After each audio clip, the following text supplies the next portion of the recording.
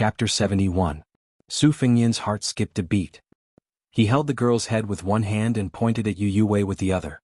He smiled and said, "Lizzie, you play with this fish sister first. I have to go pick up someone." The girl made an "oh" sound. Su Fengyan turned to look at Yu Yue at the door and ordered, "You take care of Lizzie. Alright, I need you to practice the sword for the next 2 days." Yu Yue frowned but did not refuse in the end.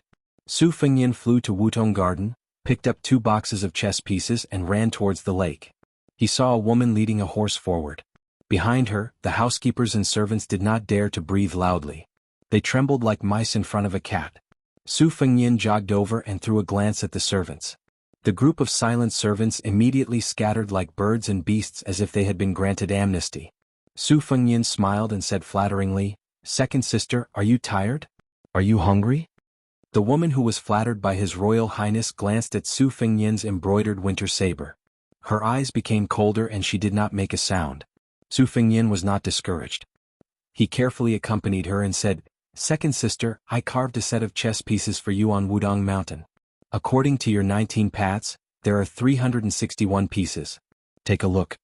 In the palace, the servants all knew that first Jianghu was afraid of De Zhuge was afraid of His Royal Highness, and Su Fengyan was afraid of Su Weisheng. Everything had its vanquisher. When it came to second Jianghu, there was nothing to be afraid of. As a woman, she dared to use a sword to kill people on the battlefield of Bailiang. There was no one in the palace who did not feel their hair stand on end when they saw her. Jianghu was a female servant with a backbone, but she was also thrown to the bottom of the well by Su Weisheng for 3 days and 3 nights. When she was pulled out of the well, the originally beautiful girl was like a ghost without a soul. Su Weisheng didn't even look at the chess pieces in the box as he silently walked forward. Su Fengyan felt wronged and called out to his sister. "I'm your sister?" Su Weisheng said coldly. Su Fengyan's footsteps did not stop as he muttered, "I'm just practicing the saber. Do you have to make such a fuss with me? I haven't seen you in 3 years, but you don't even smile." Su Weisheng brazenly attacked. In the twilight, a streak of brilliance surged. Su Fengyan felt a throbbing pain on the back of his left hand, and the chess box fell from his hand. The whole box of 180 white chess pieces fell from the air, splashing more than 100 water droplets. It was really like a fairy scattering flowers. Su Weisheng continued to move forward, ignoring His Royal Highness, who was stunned on the spot. She only said expressionlessly, "I saw it." Su Fengyan, who only had a box of black chess pieces left, looked at the figure of his second sister in the distance and sighed for a long time. On the second day, Su Fengyan went to the Luotu courtyard to visit Su Weisheng, but his second sister refused to see him. On the third day he finally saw his second sister, and this was thanks to Su Fengyan climbing over walls and buildings. She was lying on the bed, holding a book, Records of Examiners, which was not respected by the current scholars. She ignored Su Fengyan. Su Fengyan smiled mischievously and wanted to lie on the bed, but Su Weisheng unsheathed her ancient sword by half an inch. Su Fengyan said helplessly, "Second sister, when will you calm down?" She said softly, "I'm going to return to the academy soon. If I don't see you, I won't be angry." Su Fengyan was stunned and asked, "You're not going to celebrate the new year at home? You're not going to wait for Su Xiao to come back?" Su Weisheng just turned a page. Su Fengyan was silent. From noon to dusk, Su Fengyan put down the lonely chess box and left the Luotu courtyard, which was as clean as a snow cave. Su Weisheng got off the bed and ate some snacks. Looking at the sky outside the window, she went to the stable to get the red snake. She said she was going to leave, so she really left. She did not hesitate. Su Weisheng let out the psychic horse that she had tamed by chance. After hesitating for a moment, she returned to the courtyard and took something small. Su Fengyan stood at the entrance of the prince's mansion, watching the horse, the man, and the sword leave resolutely. Su Fengyan did not need to go to the Luotu courtyard to know that the box of chess pieces was placed in the distance. Why bother? How could there be a woman in the world who liked to travel alone? Su Fengyan walked to the top of Mount Qingliang. Under the yellow crane tower, there would be a song and dance that was rarely seen in the world. It was originally for little Lizzie. He did not expect to give it to second sister. The brilliant Bailiang soul-suppressing song was written by the departing Su Weisheng. Su Fengyan composed the song. Tonight there would be Yu Yue's sword dance. Red Musk, Bluebird and the other girls would sing. Green Ant, Huang Shang and the other 30 musicians would sing. There were 160 singers and dancers. At the top of Mount Qingliang the lights were as bright as day. The entire city could look up and see the brilliance here. The entire city could hear the majestic sounds of nature. The people in the city crazily spread the news. His Royal Highness is going to reward the children with a song again. Under the yellow crane tower. The flames were like a rainbow. Bailiang has millions of households. How many of them are wrapped in iron clothes and withered bones? Scholarly honors and wine. How many grains of dust are the emperors, generals, and ministers? A rabbit walks on the mountain. A fox sleeps in the forest, swallowing the mountains like a tiger. 10 pearls, snow mud, red stove, white hands and a slender waist become orphans. 100,000 crossbows shoot down countless. Millions of heads roll on the road. A good man, don't say that the heroes of the world have fallen into his trap. Little girl, don't hide your admiration deep in your belly. Come, come, come, let's hear who's beating the beauty drum. Come, come, come, let's see who's the butcher of the young world. The soul-suppressing song had a total of 1,008 words. It was widely circulated in the Bailiang army. There were only 3 people on the city gate tower: Su Xiao, his adopted son Qin Jibao, and Su Weisheng, who was stopped by them in the end. Su Xiao held a bowl of strong wine in his right hand. He closed his eyes and listened to the song, his left hand patting his knee. Qin Jibao's expression was solemn. Su Weisheng heard half of the song and went downstairs. She held a round, pitch-black chess piece in her hand. Yellow crane tower. This was the first time the little girl had seen such a vast and brilliant battle array. She was so shocked that she couldn't speak. The timid and stupid Nanbei beside her was so scared that he ran away and disappeared without a trace. Li Zi stared blankly at His Royal Highness, who was reclining on a couch not far away.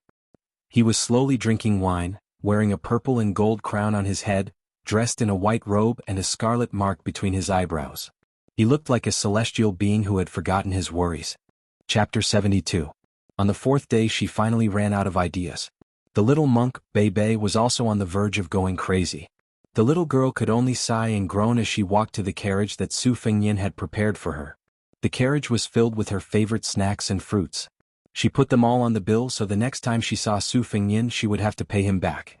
As for whether or not the copper coins in the bowl under her father's bed were enough, she didn't care at all. The little monk, Bei Bei, was also about to go crazy.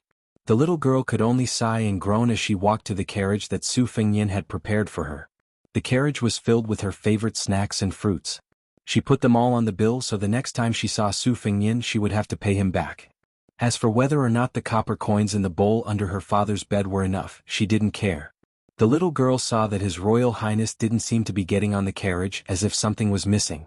She anxiously said, "Su Fengyin, you're not going to see me off?" Su Fengyin raised his head and gently said, "No, I'm afraid that I won't be able to resist snatching you back once we leave the city."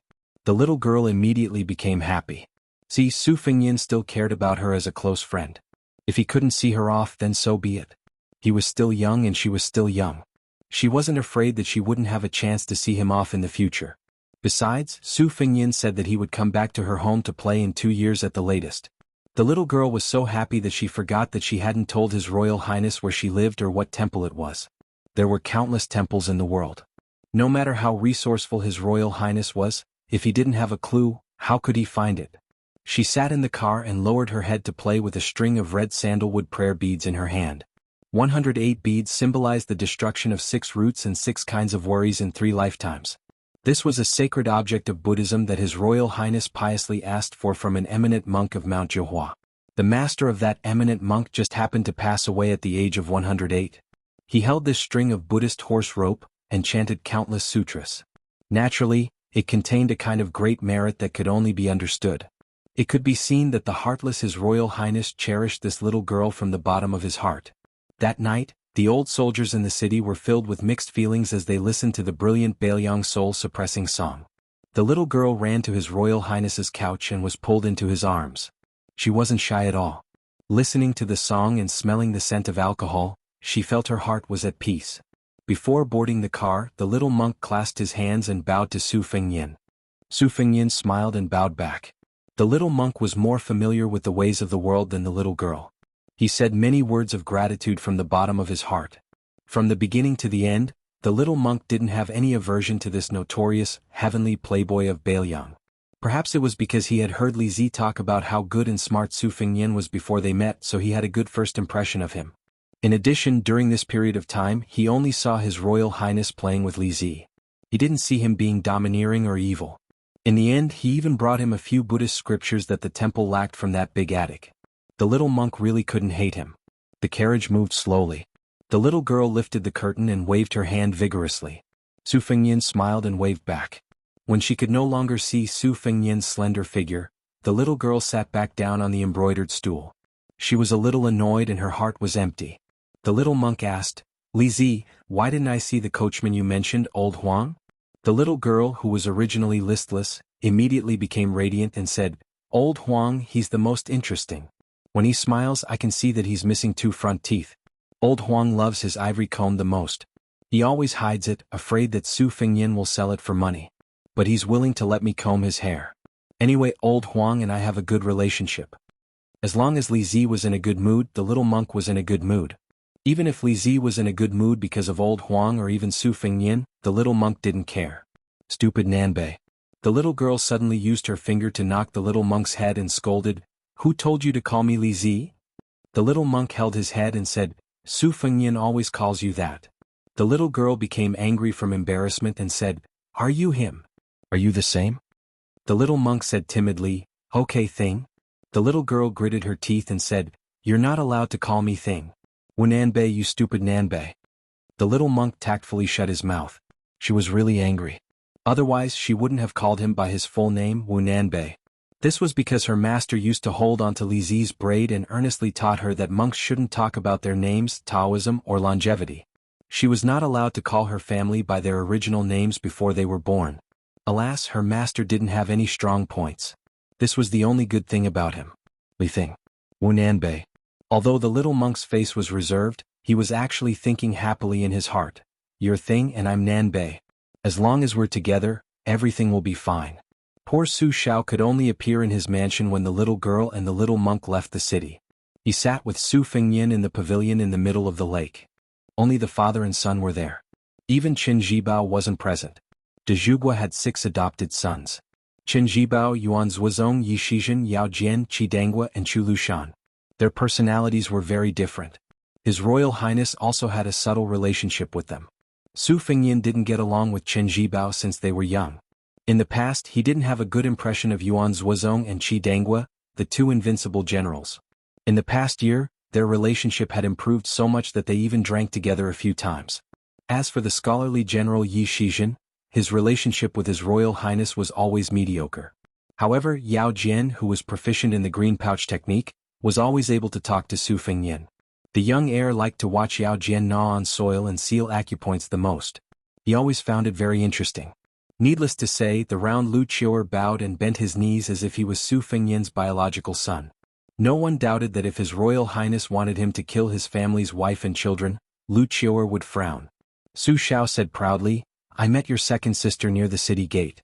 This time she didn't scold me. Isn't your father awesome?" Su Fengnian said gloomily, "She didn't scold you because she was sulking with me. She didn't take you seriously at all." Su Xiao, the dignified de Zhugua, was acting like a village farmer. He said shamelessly, "I don't care about that." Su Fengnian said angrily, "You don't even know how to hold your second sister back. In any case, she can spend the new year at home." Su Xiao curled his lips. "Then wouldn't I be asking to be scolded?" Su Fengnian shook his head. He had a stomach full of anger. He took a deep breath and asked, "I performed that illegal song and dance 2 days ago. Is it all right?" Su Xiao said embarrassedly, "It's fine, it's fine. How can I run into the emperor's death every time?" Su Fengnian snorted. Su Xiao could only laugh along. When Su Fengnian was 14, the late emperor died suddenly. During the period of mourning, His Royal Highness danced and sang at the Yellow Crane Tower. All of Beiliang was shocked and dumbfounded. De Zhugua, covered in dust, rushed back to the prince's mansion and was about to beat this bastard of a son. In the end he couldn't bear to do it. He only dragged out the 200 people from the music house and beheaded them as a public display. At that time, the newly ascended emperor showed a merciful side. He only verbally reprimanded Su Fengnian a little, using the reason that he was young and ignorant to suppress the criticism of the civil and military officials. Only 3 years later, he had the intention of making the naughty son of Beiliang his son-in-law. The whole world was in an uproar and couldn't understand. Su Fengnian asked, "How's my second sister's swordsmanship?" De Zhugua smiled. "It's still a little lacking compared to the master Nangong you attracted." Su Fengyan was surprised. I know my second sister's swordsmanship isn't bad, but it's actually this good? De Zhuge said proudly. Wei Xiong, this girl always wants to be first in everything she does. That turtle bastard nicknamed Huang Longshi will sooner or later be used as a stepping stone by your second sister. Su Fengyan carried Xiao Dong on his shoulder and held the back of his head with both hands. He leaned against the red and gold pillars of the pavilion and said lazily, why don't I put my second sister's face together with Bai Huer's? After thinking about it, only the two of them are suitable. De Zhuge rolled his eyes. If you say this to either of them, you'll be asking for a beating. A red hoe and a spring thunder, you'll suffer. Su Fengyan sighed. You're right. We can't beat them. De Zhuge lowered his voice. I have an expert in my hands. If you have the ability, take him. Su Fengyan frowned and asked subconsciously, how high? De Zhuge stretched out his two hands. In the whole world, he's really in the top 10. 40 years ago, he was in the top 3. 20 years ago, he was definitely in the top 5. Su Fengyan smiled bitterly. Isn't he even higher than old Huang? Su Xiao smiled. Su Fengyan asked, where did you hide him? Su Xiao pointed at the tide listening pavilion and said mysteriously, he's suppressed under the pavilion. The reason why I built this pavilion and why your master is here is because of this once-in-a-century-old monster. Su Fengyan shook his head. With my inexperienced skills, do you think I'm going to court death? Su Xiao nodded. There's no rush. That old monster's evil tendencies haven't been wiped out. Anyone who goes now is indeed courting death. Su Fengyan muttered to himself, then I won't dare go to the tide listening pavilion in the future. Su Xiao smiled. You can go. Su Fengyan said resolutely, I won't go even if you beat me to death. Chapter 73. He laughed to himself and said, 2 days ago I asked someone to send a box of forbidden erotic books up the mountain. I wonder if the bull rider was hung up and whipped by his second senior brother? Beggar Su, you are still so boring. The cold voice of the white fox face floated out from the attic. Su Fengyan pushed the door open and saw the white fox face standing under the white jade relief of the flying apsaras of Dunhuang in the hall. Su Fengyan laughed and said, I haven't heard this title for more than a year. His Royal Highness carried the exquisite embroidery of winter, and the white fox face and waist hung the simple spring thunder. Su Fengyan said to himself shamelessly, so we are quite compatible.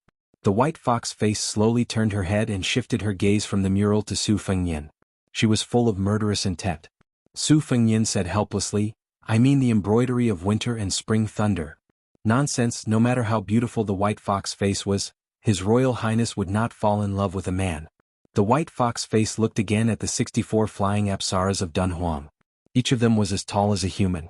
They wore 5 jeweled crowns on their heads, some were Taoist crowns, some were in a bun and some were smiling. Their upper bodies were bare and their shoulders were covered with ribbons. They were holding flutes and kongho. It was like a fairyland filled with heavenly flowers falling from the sky. His Royal Highness knew to ride on Su Zhao's neck and attract the attention of the flying apsaras when he was young. If this was not a unique bone structure, what was it? If this was not a gift, what was it? However, after he grew up, he did not do it often. After all, Su Jihu liked to sleep with Su Fengyan the most. He did not let go of him even when he was 12 or 13 years old. Su Fengyan's habit of hugging his neck and stroking his earlobe while sleeping was due to her indulgence. Bai Huer's face shifted a few steps and stared at a fairy at the top of the northwest corner. This fairy was adorned with precious bracelets on her arms and held a phoenix-headed kongho in her hand. Upon closer inspection, she only had one eye. Su Fengyan didn't take it to heart. He said with lingering fear, Su Xiao said there's an old monster suppressed at the bottom of the Tide Heart Pavilion. White Fox face, be careful. Bai Huer's face looked as if she had a sudden epiphany. The spring thunder was unsheathed and hit the eyes of the flying beast. The spring thunder bounced back into the sheath. That flying apsaras did not move at all, but the other 63 flying apsaras began to drift slowly. A door appeared in front of them. Su Fengyan was dumbfounded and muttered, "Is this the finishing touch?" The face of White Fox walked straight in. Su Fengyan wanted to pull him back but failed. After a moment of hesitation, he followed him into the darkness. With the help of the moonlight in the hall, he could see that there was a staircase leading to the basement. White Fox's face drew out spring thunder, illuminating the road with a clear blade. Su Fengyan followed suit and drew out his winter-embroidered blade. When Su Fengyan counted to 63, the staircase gradually became clearer. It was a hall with 4 luminous pearls embedded in the 4 walls. It was like a tomb. Memorial tablets. It was filled with the memorial tablets of Bailiang's fallen generals and generals. No less than 600 pieces. A thatched mat was placed in the center of the hall for kneeling and worshipping. The mat couldn't conceal an even larger yin-yang fish formation. Su Fengyin looked at the memorial tablets. Only a small number of them were familiar to him. They were all the meritorious generals of Bailiang's army who died in the chaotic spring and autumn war that swept the world. A general's success was built on the bones of 10,000. This was just the language of a scholar. Here, in this place, was the real underworld. White Fox's face showed no signs of fear. He only asked, "Do you want to exchange winter embroidered for spring thunder?" Su Fengyin knew something was wrong. He shook his head and said, "No, I don't." White Fox's face was obviously annoyed by His Royal Highness' lack of tact. He narrowed his phoenix eyes and stared at Su Fengyin as if he was looking at a memorial tablet. White Fox's face could see that spring thunder was more suitable for His Royal Highness to practice his blade than winter embroidered. Su Fengyin pretended not to see anything. If he was not mistaken, the peerless master who had been suppressed for 20 years was lying dormant underground. Judging from White Fox's posture, he was obviously curious. With his temper, he would most likely go and find out. Su Fengyin didn't want to be a lamb in a tiger's den. His second Jianghu adventure wasn't so desperate that he had to take the risk. Bai Hua frowned and compromised for the first time. "I want to go down another level. But this is your home after all. So, if you agree to my request, other than exchanging blades with you, I will also agree to another condition." Su Fengyin said without hesitation, "Okay." White Fox's face was even more straightforward. He threw Spring Thunder to Su Fengyin directly. Su Fengyin caught Spring Thunder. He was not in a hurry to exchange winter embroidered to White Fox's face.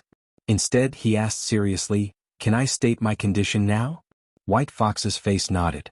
Su Fengyin said seriously, "The condition is that we don't go down now. If you want to go back on your words, you have to kill me first." "Ah no, you have to knock me out." White Fox's face widened his pair of limpid eyes and looked at His Royal Highness who was holding dual blades. Suddenly, White Fox's face smiled. If those Dunhuang flying Apsaras were to be compared to the current him, they would not have the immortal Buddha Chi. Su Fengyin was stunned, but he did not dare to let his guard down.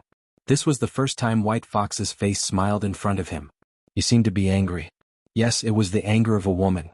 He said slowly, "You win this time, scoundrel Su." Su Fengyin was finally relieved. The feeling of being on the brink of death was really unbearable. White Fox's face stretched out his hand. Su Fengyin's eyes were full of doubts. White Fox's face said angrily, "Give me winter-embroidered blades. Go upstairs. We'll go down when you're braver." Su Fengyin was stunned. He threw the winter-embroidered blades to White Fox's face. He was a little reluctant to part with them. He had been relying on this little lady since they were on Mount Wudong. They went upstairs together. White Fox's face took the winter-embroidered blades and knocked the flying eyeballs. The mural miraculously returned to its original state. Su Fengyin was about to slip away. Unexpectedly, White Fox's face was not angry. He only said softly, "Drink with me." Su Fengyin ran to the Wutong garden and brought back 2 pots of good wine. The 2 of them sat on the edge of the magnificent platform of the tide-listening pavilion. White Fox's face sat cross-legged while Su Fengyin's feet hung in the air outside the platform. Bai Hua gulped down a mouthful of wine. "The Prince of Northern Liang is the most ambitious man I've ever met, but I still don't understand how Su Shao became a powerful minister even though he's been promoting legalism and hegemony for the past year. When I saw more than 600 memorial tablets just now, I seem to understand a little. With 600 people working for you, even if you're an idiot, you can still rule over a province. If these 600 people are all heroes who are willing to sacrifice their lives for you, then what? Everyone knows that the king of Bailiang, Su Shao, started out with 600 brave riders. Now there are only a few left, right? They're probably all there." Su Fengyin looked at the night sky. White Fox's face said softly, "Is it tiring to have such a father?" Su Fengyin shook his head. White Fox's face shook the wine pot and mocked, "Your father's methods, scheming and endurance are all top-notch, but you're a scoundrel." Su Fengyin smiled bitterly. "Don't make fun of me, an idiot. Didn't I use embroidery winter to cheat you of spring thunder? If you're not satisfied, we can exchange it back." White Fox's face curled into a charming smile.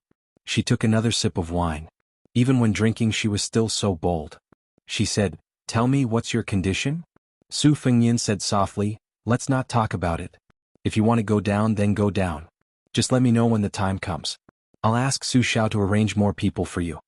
White Fox's face was suspicious. Since when are you so kind? Su Fengyan said self-deprecatingly, I don't have many friends to begin with. Because of the Lingzhou prefecture's magistrate, who was determined to be a loyal minister, I lost one last year. No matter what you think of me, I'll always treat you as a friend. White Fox's face was expressionless. She only raised her head and drank. Soon the whole pot was emptied by him. She reached out her hand and asked Su Fengyan for more wine. Su Fengyan shook the wine pot in his hand and smiled. I've already drunk. Do you still want more? Slightly tipsy, White Fox's face said loudly, give it to me. Su Fengyan handed it over. He was half surprised and half annoyed. He was surprised that White Fox's face, who was so proud and arrogant, was beginning to not care about trifles with him. He was annoyed that White Fox's face was definitely not a woman. White Fox's face said something that almost made Su Fengyan vomit blood. If only you were a woman. I'll marry you. Chapter 74. His Royal Highness had always been the one to tease others. How could he be the one being teased? Moreover, the White Fox face beside him was a man. Su Fengyan could only feel sorrow welling up from within. Unfortunately, even the Spring Thunder Saber was no match for the White Fox face. He immediately had the urge to go into seclusion to practice his saber skills. After practicing for a few hundred years, he would be invincible in the world. His Royal Highness had fallen so low that he could only hypnotize himself. Bai Huer continued to drink her wine. Her red phoenix eyes glanced at scoundrel Su from the corner of her eye and felt a sense of relief. Drinking 2 pots of wine warmed her stomach, but when she spoke, it warmed her heart. No wonder beggar Su was still so stubborn even though he was so poor during his travels. Sometimes, his words were the most infuriating, even sharper than the embroidery of winter and spring thunder. The White Fox face finished his wine and placed the 2 empty pots beside his feet. He looked at the calm surface of the lake and smiled. I listened to the brilliant Bailiang soul suppression song that night. The lyrics were well written, but the music was a bit lacking, wasting 1008 words. Su Fengyan pointed at himself and laughed dryly. Forgive me, it was indeed my music. The White Fox face gave him a punch and a jujube. I said it was not good because of the brilliant lyrics in front of me. If your music was put aside, it was still beyond my expectations. Seems like I can't call you an idiot in the future. Su Fengyan leaned back and lay on the ground. He said indifferently, go ahead. It's not easy to meet a guy who doesn't get angry when he scolds me. I can't let it go to waste. The White Fox face asked, what if someone else scolds you? Su Fengyan said righteously, first I scold him back, then I beat him to death. The White Fox face suddenly understood. No wonder Bailiang said you were domineering and arrogant. Su Fengyan pretended to be deep and said, I think you can tell that I'm just pretending. Actually, I'm enduring hardships and building up my courage. One day, I'll amaze the world with a single brilliant feat. I'll let everyone in the world know of my political and martial prowess. The White Fox face said lazily, you're not pretending, you're just going with the flow. You've always been a lazy and scoundrel. Su Fengyan held his belly and laughed. White Fox face, you know me best. What did you say just now? Oh, I remember, if you're a woman, I'll marry you. White Fox ignored him and asked softly, a lazy person like you actually learned how to use the sword. Is it really for old Huang? Su Fengyan shook his head. White Fox faced the sword. There's a high chance that I won't be able to defeat that old monster Wang Xianji in this lifetime. Naturally, I won't be able to retrieve old Huang's sword case. I'm very clear about this. But I secretly thought that if I can't defeat Wang Xianji, I can still wait until the day he dies of old age. If the second in the world can live for another 60 or 70 years, I'll be convinced. If I can't live until that day, I'll tear down the entire martial emperor city. The White Fox face smiled and asked, then you won't go to the Eastern Sea before Wang Xianji dies of old age? Su Fengyan said seriously, I'll go. Maybe I'll have to leave Bailiang after the first lunar month. Some debts have to be paid, some have to be scolded, and some have to be killed. Of course, I'll also make a trip to Martial Emperor City. The White Fox face turned to look at His Royal Highness who was lying on the ground. She asked doubtfully, since you can't defeat him and retrieve the sword case, why go? Su Fengyan said calmly, I'm just going to take a look. If I don't take a look, I'm afraid that after a year or 2 or 3, I'll forget about old Huang and the sword case. The White Fox face thought for a while. She lay down straight and stretched her legs. She said softly, you seem to be the same as me. You're afraid that you won't be able to hold on and will forget everything. I was right to give you the embroidery of winter. Now that I'm giving you the spring thunder, it won't be bad. Su Fengyan laughed mischievously. White fox face, it's a pity that you're a man. The white fox face returned the compliment. She squinted her eyes and smiled. It's a pity that you're not a woman. Su Fengyan closed his eyes. The white fox face said softly, I won't follow you out of Bailiang. There are 5 floors of secret manuals in the arsenal. Before I reach the last floor, I won't leave the building. So, can you change your condition? Without waiting for Su Fengyan to answer, the white fox face continued, if you don't agree and want me to follow you to the Jianghu, I'll still fulfill my promise. Su Fengyan, who was still resting with his eyes closed, twitched the corner of his mouth and said, 1 spring thunder from embroidery of winter is enough. Old Huang said that one must be content with what one has to fill one's stomach and heart. Listen to this logic. No wonder he could perform those 9 swords. I think that this is what an expert is like. F***ck Wang Xinji Dong Tai Chao Guanzi. The white fox face closed her eyes and fell into a deep sleep. When she woke up in the morning, the white fox face sat up abruptly. Her face was as white as snow, and the winter embroidery knife beside her was trembling and crying. When the white fox face realized that she was wearing a familiar mink coat, she quickly calmed down and laughed at herself. Chapter 75. When Su Fengyan found Jianghu, she was carrying water to wash clothes. She was reluctant to use force to wash a few thin and white clothes. When she saw Su Fengyan, the female servant who had grown from Princess Taiping to Princess Weiping with great difficulty, she turned a blind eye to His Royal Highness. Su Fengyan had heard that when his second sister returned to the palace, although she ignored him, she had secretly taught a lesson to this girl who had foolishly written the great Gung Horn Oath to kill post. Su Fengyan did not feel any heartache. He only rejoiced in her misfortune. Who told you to make trouble and not properly clean that little vegetable garden? Jianghu seemed to see Su Fengyan's malicious smile from the corner of her eyes. Her face became even colder and she accidentally used too much force to wash the clothes. Her eyes were filled with annoyance and her movements immediately became lighter. She no longer cared about fighting with Su Fengyan. His Royal Highness was a prodigal son of a noble family who could casually make a set of Bailiang soul-suppressing song that was known throughout the city when he was bored. And she was just a female servant who did not even dare to use force to wash a few pieces of clothes. What was the point of being angry with him? Su Fengyan looked at Jianghu's red and frozen cheeks. When she was not smiling, her dimples were shallow. Looking at her eyes, they were lifeless. Had she become discouraged after being taught a lesson by his second sister? Had she given up on killing him? This was not the usual style of this crazy girl. Could it be that his second sister had given her too much medicine this time? Su Fengyan thought for a moment and smiled. In the coming days, go to Wutong Yuan and read to me. 1 word for 1 won. How about this deal? Jianghu did not even think and resolutely said, not reading. Su Fengyan said unhurriedly, you have to know that I am letting you read secret manuals from the martial library. You don't want to read? You don't want to earn this money? Jianghu's brows furrowed and her movements of washing clothes became even more meticulous and slow. Su Fengyan turned and left. Jianghu snorted and continued to wash clothes with her head down. She was not going to take the bait. Su Fengyan's clicked his tongue from afar. 1 word is 1 won. 1,000 words is 100,000 strings of coins a day. Including rest, 1 year is 36,000 strings of coins of money. At the end of the year, 10,000 strings of coins of wealth. Just thinking about it, it is a pity.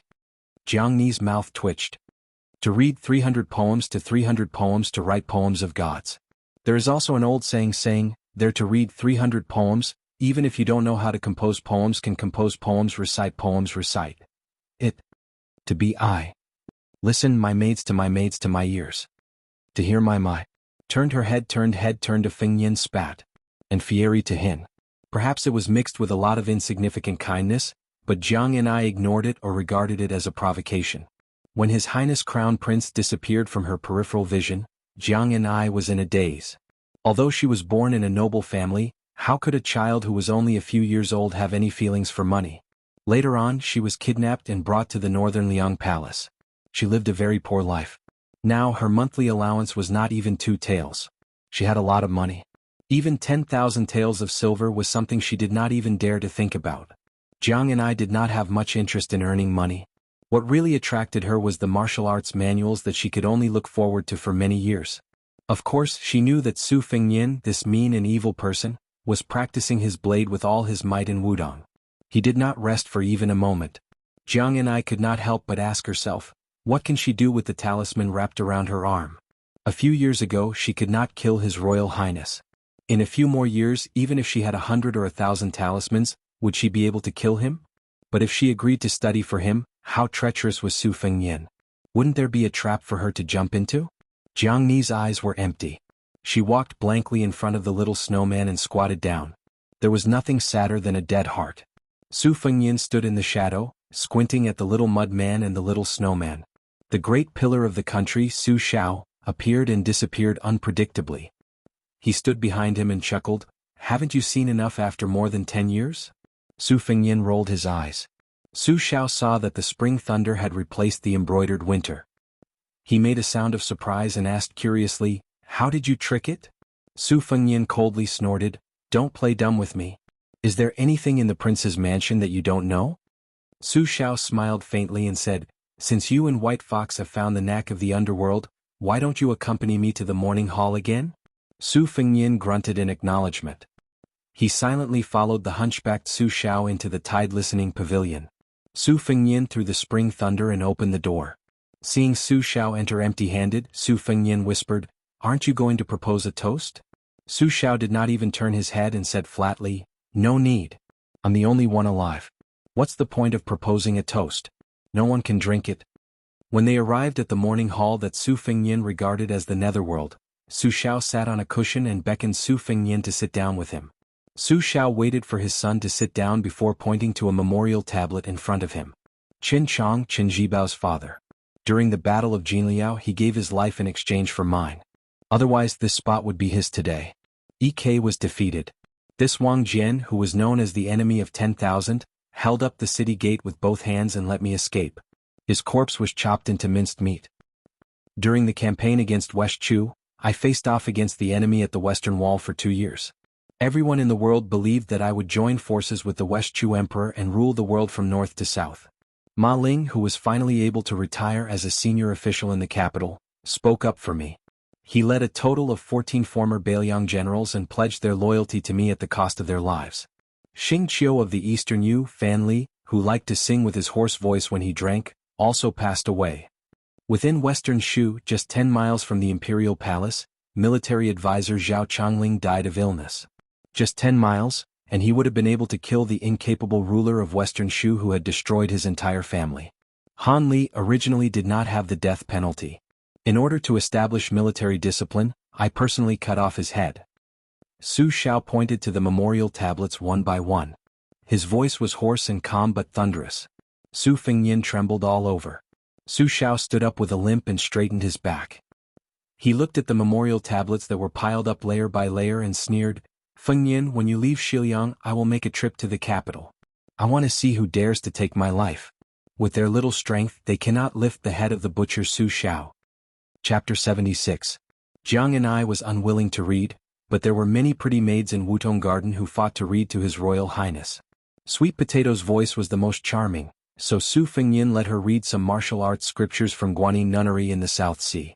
Green Ant's voice was more tender and ethereal, so she was responsible for some secret scriptures that were similar to swordplay. Cucumber was the most lively girl, so she was allowed to read the most heterodox scriptures in the library. Bluebird was the most upright, so she was most suitable for Taoist scriptures like the Taiping internal scripture. Those who wish to become immortal should establish 90 good deeds. Those who wish to become immortal should establish 300 good deeds. Those who wish to become immortal should establish 1,300 good deeds. Today the green bird was reading the chapter of Supreme Mystery Induction. Su Fengyin didn't lie on the sweet potato's thigh or play with the green ant's finger like he usually did. Instead he sat upright and still by the window. Spring thunder left its scabbard and one of his fingers slid across the blade. After obtaining the Taoist De Huang Ting, Su Fengyin's various instincts were wonderful beyond words. For example, just by listening to Bluebird reading the Taishan induction chapter, Su Fengyin felt the saliva in his mouth rushing into his body like a waterfall, flowing into his dantian, and his genuine qi flowing. His head felt like it was steaming, his limbs and bones melted, especially the inverted red date mark between his eyebrows, faintly turning from red to purple. It actually had the grand atmosphere of the Taoist master of Longhu Mountains. Purple aura comes from the east. The reason why the De Huang Ting was called De Huang Ting was because the supreme embryonic breathing technique was different from the normal Taoist Nigong Heart Sutras. Instead, it was able to form 3 De Huang Ting in one breath, born from the ancestor of the Taoist book, Laozi's I Chi San Qing. Perhaps it was because Wudong sect leader Wang Zhonglo did not want His Royal Highness to waste his cultivation base by sitting on a mountain, so he entrusted Wang Zhonglo with 2 matters. Su Fengyin opened his eyes and said with a laugh, "Sect leader Wang said that the Great Yellow Court is a stream of flowing water. If I cannot continuously improve myself within 10 years and turn it into my own use, sooner or later it will vanish into nothingness." I don't think he was just trying to scare me. Furthermore, the old Taoist was afraid that I wouldn't know how to pick up the treasures after he led me into the treasure mountain, so he specially explained the 6 heavenly pavilions of the Great Yellow Palace, which are the 6 realms. This is very similar to the 6th floor of the Tide Listening Pavilion. Now that White Fox's face is about to go to the 3rd floor, I've only just stepped into the building. Bluebird put down the bamboo scroll of Tai Xian and asked, "How much has your highness enlightened?" Su Fengyin sheathed the spring thunder saber that he was gradually getting familiar with. He pointed at his glabella and said with a smile, "For the Great Yellow Court, it's not difficult to enlighten. The difficult part is to retain the 3 pure one's qi. The more enlightened I become, the more I lose. If I slack off for even a day, I won't be able to make ends meet. This Wudong sect leader is ruthless to himself, but even more ruthless to me." Bluebird was stunned for a moment, but she smiled without saying anything. Su Fengyin took a strand of Bluebird's hair and silently recited, "Lotus blooms on the clear water of the jade pond, the body and the body will not wither without sickness. Both the body and the spirit will not die, and the immortal will be able to ascend the heavenly gate with one step." Bluebird was puzzled and asked, "Your Highness, which book did this prophecy come from?" Su Fengyin stroked her soft hair and said self-deprecatingly, "You don't allow me to make up some nonsense?" Bluebird was in high spirits. Second rank made Cucumber hid at the door sneakily, as if she was unwilling to come in. This was abnormal. Su Fengyin laughed and scolded, "Do you plan to stand there for the rest of your life?" Cucumber reluctantly entered the room and whispered, "Your Highness, that girl surnamed Jiang is in the courtyard. Why don't I drive her away?" Su Fengyin didn't know whether to laugh or cry. He said, "Let her in. Don't think that I don't know that during the Mid-Autumn Festival, you acted on your own initiative and forbade Yu Wei from picking the osmanthus flowers. How come I heard that in Wudong Garden, you love to eat the osmanthus cakes she makes the most? You can eat a big box of food at a time. I was wondering why you gained so much weight this winter. Is it all because of the osmanthus cakes? If you continue to gain weight, you'll have to change out of your old clothes." Cucumber's face turned red. Su Fengyin waved his hand and the clever maid went out of the room to bring Jiang and I in. Bluebird took the initiative to leave. Su Fengyin looked at Jiang and I looked at Su Fengyin. Neither of them admitted defeat. It depended on who had more patience. When Su Fengyin calmly picked up the bamboo scroll, Supreme Mystery Sensing Chapter, Jiang and I said fiercely, "Is the deal you mentioned still valid?" Su Fengyin didn't play dumb and said directly, "It's still valid." Jiang and I didn't have the consciousness of begging and said, "I'll only read for you if you pay 2 copper coins per word." Su Fengyin said firmly, "There's no room for discussion. 1 copper coin per word." Jiang and I said calmly, 2 copper coins. Su Fengyin looked at her and shook his head. 1 copper coin. Jiang and I turned and left. Su Fengyin smiled. 1 copper coin per word. You can read more books every day. You can still read me until I'm broke. Jiang and I walked to the door and hesitated. Su Fengyin smiled. "The Supreme Mystery Sensing Chapter. In my hand has 6,000 words. After you finish reading it, I'll give you 7 copper coins. How about it?" Jiang and I turned and went back into the house. The deal didn't break down. However, she stood in the corner furthest away from His Royal Highness with a cold face and stretched out her hand. Su Fengyin knew her bad temper and threw the Supreme Mystery Sensing Chapter to her. Jiang and I takes over the bamboo slips. The rope between the bamboo slips is badly worn. At first glance, he can tell that it is a treasure in any Taoist temple. He is even angrier. This antique is at least a few hundred years old. How can he throw it casually? What if it falls apart? Since he was so generous, he still haggled over 1 copper coin or 2 copper coins with her. Su Fengyin probably guessed Jiang Ni's thoughts and said with a smile, "Are you feeling bad? After all, it belongs to me. I can use it however I want." But if it needs to leave my hands, I have to be careful. 1 copper coin. Su Fengyan looked out the window and laughed. Only old Huang and the little girl understood the fun and mystery behind this. Jiang and I began to read the scripture. Her voice and sentences were inevitably a bit choppy. Su Fengyan didn't care. He didn't have any talent, but his memory had never lost to anyone. Why did he spend money to let Jiang and I read the Supreme Mystery Sensing chapter, and other martial arts manuals? Jiang and I didn't understand. She also didn't want to understand. She only hoped to read some superior martial arts and secretly memorize them. Then one day she would be able to insert the talisman into his Royal Highness' chest. Su Fengyan finally came back to his senses. He changed into a casual position and listened to Jiang Ni's voice. He looked at the little girl who was holding the bamboo scroll and reading attentively. His eyes were no longer like stagnant water. There was some life in them. Su Fengyan, who was full of evil tricks, didn't know why she was reading attentively. Only Su Xiao, the great pillar of the country, knew why she was reading attentively. That day when they walked out of the morning hall, Su Xiao joked, "If Jiang and I is lucky enough to kill you in the future, she will most likely kill herself. Without an enemy like you, there seems to be no meaning in her life anymore. But if she knows that she can't kill you, she will be as good as dead." Su Fengyan said softly, "You read the word, flag, incorrectly." Jiang and I paused and read the sentence again. Su Fengyan laughed, "This sentence doesn't count." Jiang and I didn't resist. She just emphasized reading. Su Fengyan gathered his thoughts. He closed his eyes and breathed with the sentence, long and rhythmic. Seeing her pause, Su Fengyan opened his eyes. He thought for a moment and held back his laughter, reminding her, "Qi knew." Jiang and I, who didn't recognize the word qi, blushed slightly. Su Fengyan said with a straight face, "Deduct 10 coins." Jiang and I snorted. She was probably in the wrong and didn't argue.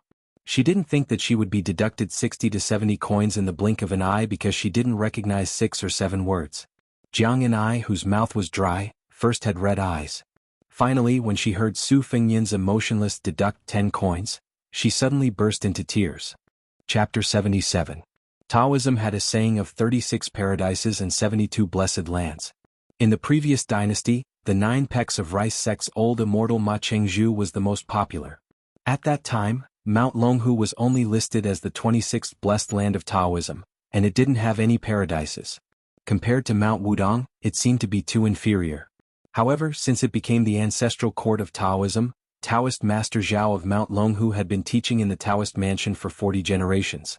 Every Taoist master could be conferred a title by the imperial court. In addition to the title of Taoist master, he was also an official of the first or second rank. He could summon people and teach the emperor health and disease prevention techniques. This generation's great celestial master Zhao Danxia and the Grand Chancellor of the Shangyin Academy had both become state masters. The previous generation's celestial master was only in charge of the affairs of the various Taoist sects in Jiangnan. This generation's celestial master was in charge of all the Taoist sects in the world. Xiaoyao Temple was a small temple on Mount Longhu. There were few people, let alone incense. Taoist Mansion probably couldn't stand it anymore. They didn't want the oldest Taoist temple on the mountain to be short of rice, so they could only provide some silver every month. Xiaoyao Temple didn't belong to Mount Longhu Taoist Court. It was only 2 generations ago that it was under the name of Taoist Mansion. So far, there were no more Buddhist temples on Mount Longhu. Even an old temple like Xiaoyao Temple couldn't support it. Taoists who were different from Jingyi school had moved out of Mount Longhu one after another. At this time there was an old Taoist master surnamed Zhao living in Xiaoyao Temple, Zhao Shituan. If outsiders heard it for the first time, they wouldn't take it seriously and would think that it was an old guy who entered Mount Longhu. There were 3 Taoist masters surnamed Zhao living in Mount Longhu, but don't think that the surname Zhao on the mountain was necessarily great. Only the Taoist masters of Mount Longhu in Taoist Mansion were the leaders of this Taoist capital. The headmaster of this generation of Mount Longhu was the Dan generation, followed by Jing, Ning, Ling, Jing, and Guan. In the temple, the old Taoist master Zhao Shituan looked at the courtyard full of hawthorns that had been exposed to wind, sun, snow, and rain. They had long dried up, so how could he eat them? The withered youth squatted in the courtyard, looking a little embarrassed. The old Taoist stood by the side. Today was a good day for a hero to talk about his past bravery. He leisurely said, "Long Xiang, when I was young, I loved to entertain the mountains and rivers. When I was young, I was well versed in the 8 trigrams. There were no books that I didn't read, and I floated out into the world. Back then, the ancestors on the mountain loved me so much that they were confused, But I didn't care about the false reputation of being a minister. I wandered around for more than 30 years before returning to the mountain. At the foot of the mountain, I did some things like imparting scriptures and writing seals to cure diseases and disasters. I was almost invited to the palace by the old emperor to talk about the Huang Lao Shu. Although many people in the Taoist mansion have been to the capital and entered the imperial palace, that's because they also have the surname Zhao. Long Xiang, don't look at the hawthorns. Talk to me. We don't talk much every day. Outsiders will think that I don't care about you. My disciple, why don't I teach you the great dream of spring and autumn that our ancestor only passed down to me? This is a Taoist immortal art that even my arrogant nephew couldn't comprehend. I'm only able to protect this carefree temple because of this great dream of spring and autumn. This mantra is comparable to Wudong's big yellow court. I can sleep for 3 years now because the old ancestor is amazing. It said that it's not difficult to sleep for 60 years.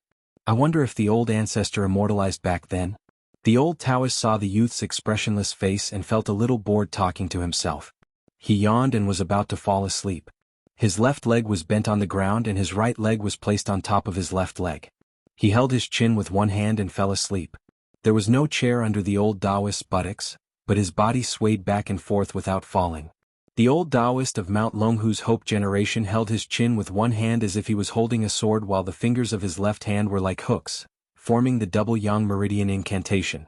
The old man's murmur could be heard, sleep in spring and autumn, sleep in spring and autumn, sleep in spring and autumn, sleep in spring and autumn, sleep in spring and autumn, sleep in spring and autumn, the stone root lies high and forgets the year. Without a blanket, without a quilt, heaven and earth as a bed, draped with a bright moon. Thunder rumbled, lightning flashed, and Mount Tai was destroyed. 10,000 feet of seawater fell from the sky. Black dragons screamed, and ghosts and gods were frightened. I was sleeping soundly. Outside the courtyard, there was a young Taoist dressed in a noble yellow Taoist robe. He stood still with his eyes closed and muttered, "Eyes to the nose to the door of life, the heart to the interior." His breathing was continuous as he silently held on. The void was extremely quiet.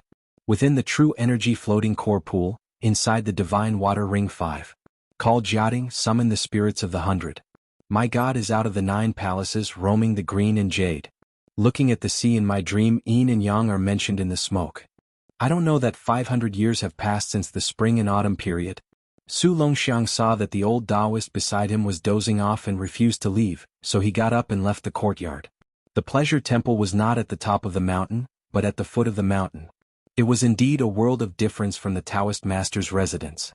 However, when he went out, he could see the green dragon stream that was wrapped around the mountain like a jade ribbon. Su Longxiang walked to the stream and stared blankly at the 2 bamboo rafts tied to the bank. The youth was afraid of water, so he naturally did not dare to board the rafts and follow the stream. The young man in the yellow Taoist robe stood proudly by the stream and sneered, "Idiot surnamed Su, to think that Taoist master she taught you how to sleep in the spring and autumn period. Do you understand? If you don't, then go back to Bailiang. Dragon Tiger Mountain is not a place for idiots like you to stay." Su Longxiang turned a deaf ear and stared blankly at the stream. Although the young Taoist with the strange face mocked, he kept a distance from Huang Manor. The last time he came to the pleasure temple to visit his ancestor, he accidentally stepped on a hawthorn and was almost chased from the foot of the mountain to the top by this idiot. He was in a very sorry state. Many Taoist sisters and aunts on the mountain laughed at him for a long time. It was a great humiliation. However, he could see that the idiot was afraid of water. Seeing that Su Longxiang had finally turned his head, the young Taoist floated to the bamboo raft. With a light tap of his foot, the raft slowly slid to the other side of the stream. It seemed that the young Taoist had played a trick. The bamboo raft stopped in the middle of the stream. On the bamboo raft stood 5 or 6 scholars who came to Dragon Tiger Mountain in search of immortality. When they saw this mysterious scene, they were in an uproar. The Taoist laughed and said, "Huang Manor, if you have the ability, then come. I heard that you have 2 sisters. One is dissolute and the other is fishing for fame." Su Longxiang was indifferent. The Taoist continued to mock, "You have an older brother? I heard that the princess consort died because of this good-for-nothing His Royal Highness?" Su Longxiang suddenly raised his head. The Taoist laughed and said, "Come, I'll wait for you." Su Longxiang, who was squatting, did not completely stand up. Like a leopard, he bent his waist and rushed forward. In an instant he swept to the bank of the stream. However, he did not jump into the stream. Instead, he stepped on the front of the bamboo raft. Immediately, the broad and sturdy bamboo raft was pried out of the water and stood upright. One of his hands was like a knife, cutting the thick ropes that held the bamboo raft together. With a push of his hands, he tore the bamboo raft apart.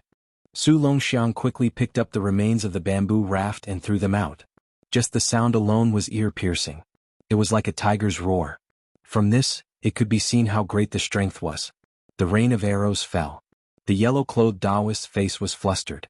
No matter how he moved, he could not escape from the bamboo arrows. He used all his strength and only managed to deflect some of the bamboo arrows. These arrows exploded the moment they entered the stream. The stream around the Taoist splashed like a fountain. When the last bamboo arrow pierced his face, the young Taoist had already resigned himself to his fate. A middle-aged Taoist, who was also wearing a yellow Taoist robe, appeared out of thin air. He floated to the bamboo raft with his left hand behind his waist and his right hand stuck to the bamboo. On the surface he looked calm, but the bamboo raft was rapidly moving backward. When it stopped moving, the middle-aged Taoist had already shot the bamboo back at Su Longxiang, who was the strongest in the world. Chapter 78. The first chapter. I stopped updating due to heatstroke because I couldn't update, not because I didn't want to. I thought my attitude was fine. So now that my soul has returned, I have to show my attitude. Let's see how many chapters one can update today and see if I can make up for the missing chapters in the next 2 days. If Su Longxiang was honest and stupid, he was the kind of idiot who didn't hurt people or animals, who loved to do things like watching ants moving house. If he was in a good mood, even if the servants secretly called him an idiot, the second son of the king of Bailiang would always smile in response. However, if he was in a bad mood, he would be unapproachable. Seeing the bamboo shoot back, the ferocious-looking Su Longxiang didn't dodge. He just stretched out his claw and tried to crush the bamboo.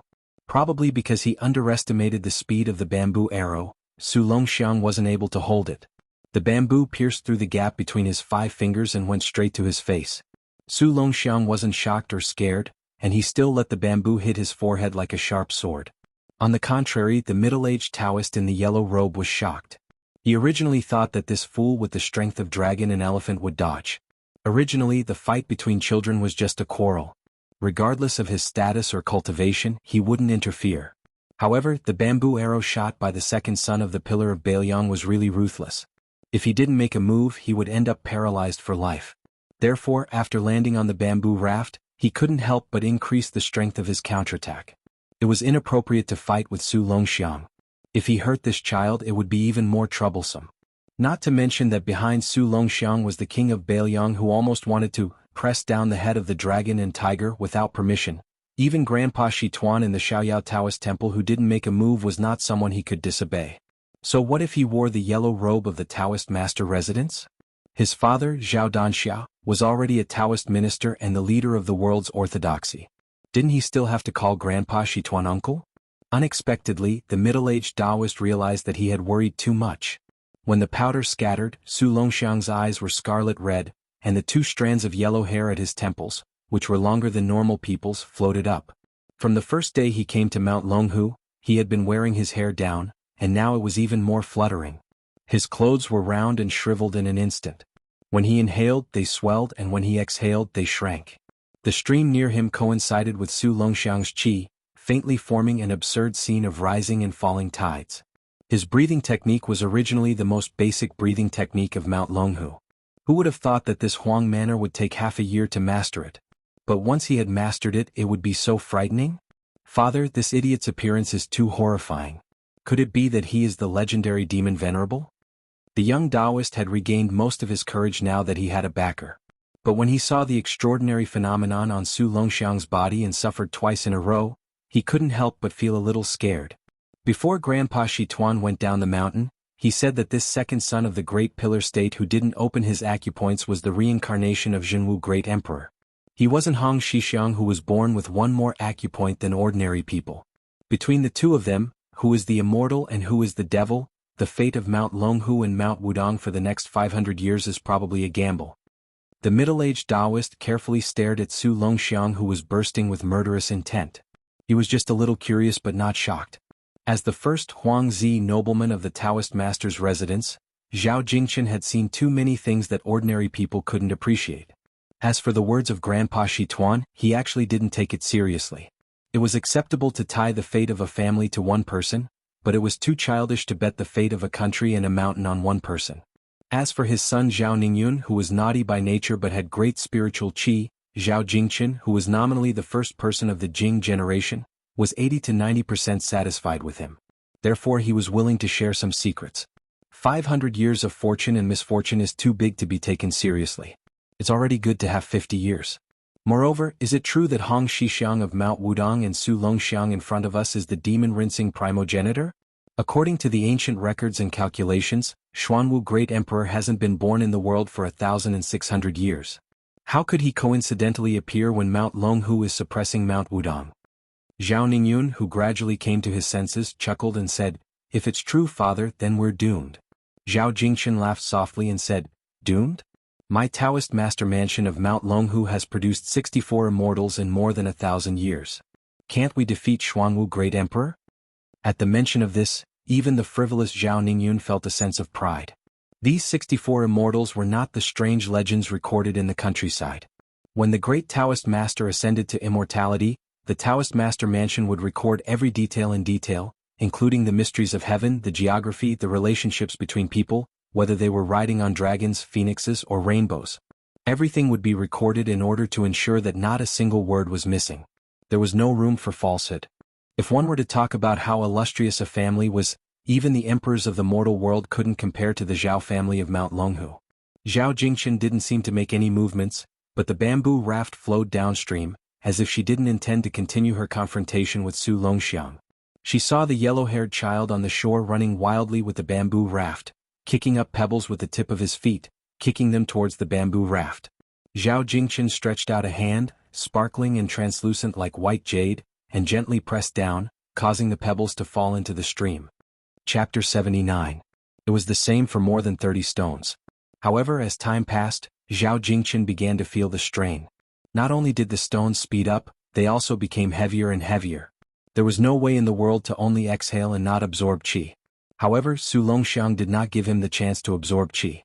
The stones continued to rain down on Zhao Jingchen and Zhao Ningyun from the Taoist master's residence. Why would Su Longxiang care if you are a noble? Moreover, his elder brother, Su Fengyin, His Royal Highness, was different from Wudong Mountain. He knew that Princess Suizhu was a Princess Suizhu, yet he still pulled out his sword. Not to mention that he had a madman and an idiot as a father, Su Shao.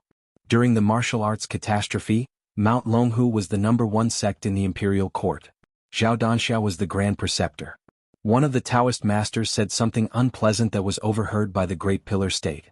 Not only did the original vanguard of Mount Song divert their horses to Mount Longhu, but he also urgently transferred more than 4,000 Bailiang soldiers from 9 battalions and stationed them at the foot of Mount Longhu.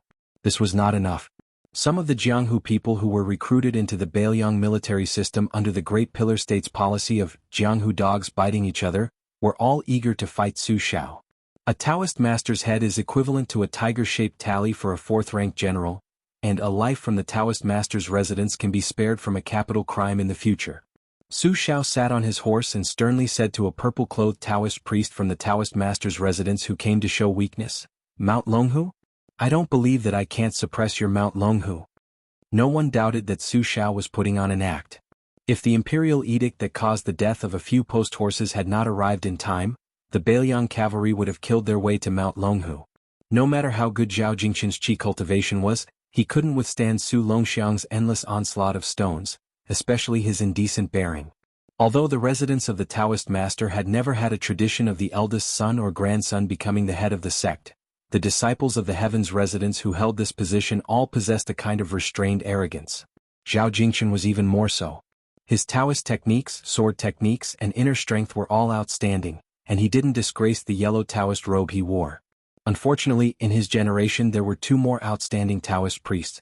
One was the world-famous Taoist priest White Lotus Baiyu. He was the one who shocked the world during the Buddhist and Taoist debate on the Lotus Peak. This Taoist priest didn't learn the martial arts of Mount Longhu, but instead buried himself in ancient scriptures and classics. His knowledge was comparable to that of the 4 Taoist masters. 2 years ago, he entered the palace and had an audience with His Majesty the Emperor. He spoke in a rebellious manner, saying that the emperor shouldn't look down on the art of longevity. This actually made the emperor very happy, and he was given an extremely honorable purple Taoist robe.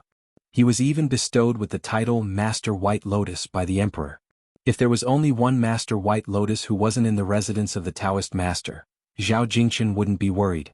Unfortunately, there was a little Taoist Master in the residence of the Taoist Master.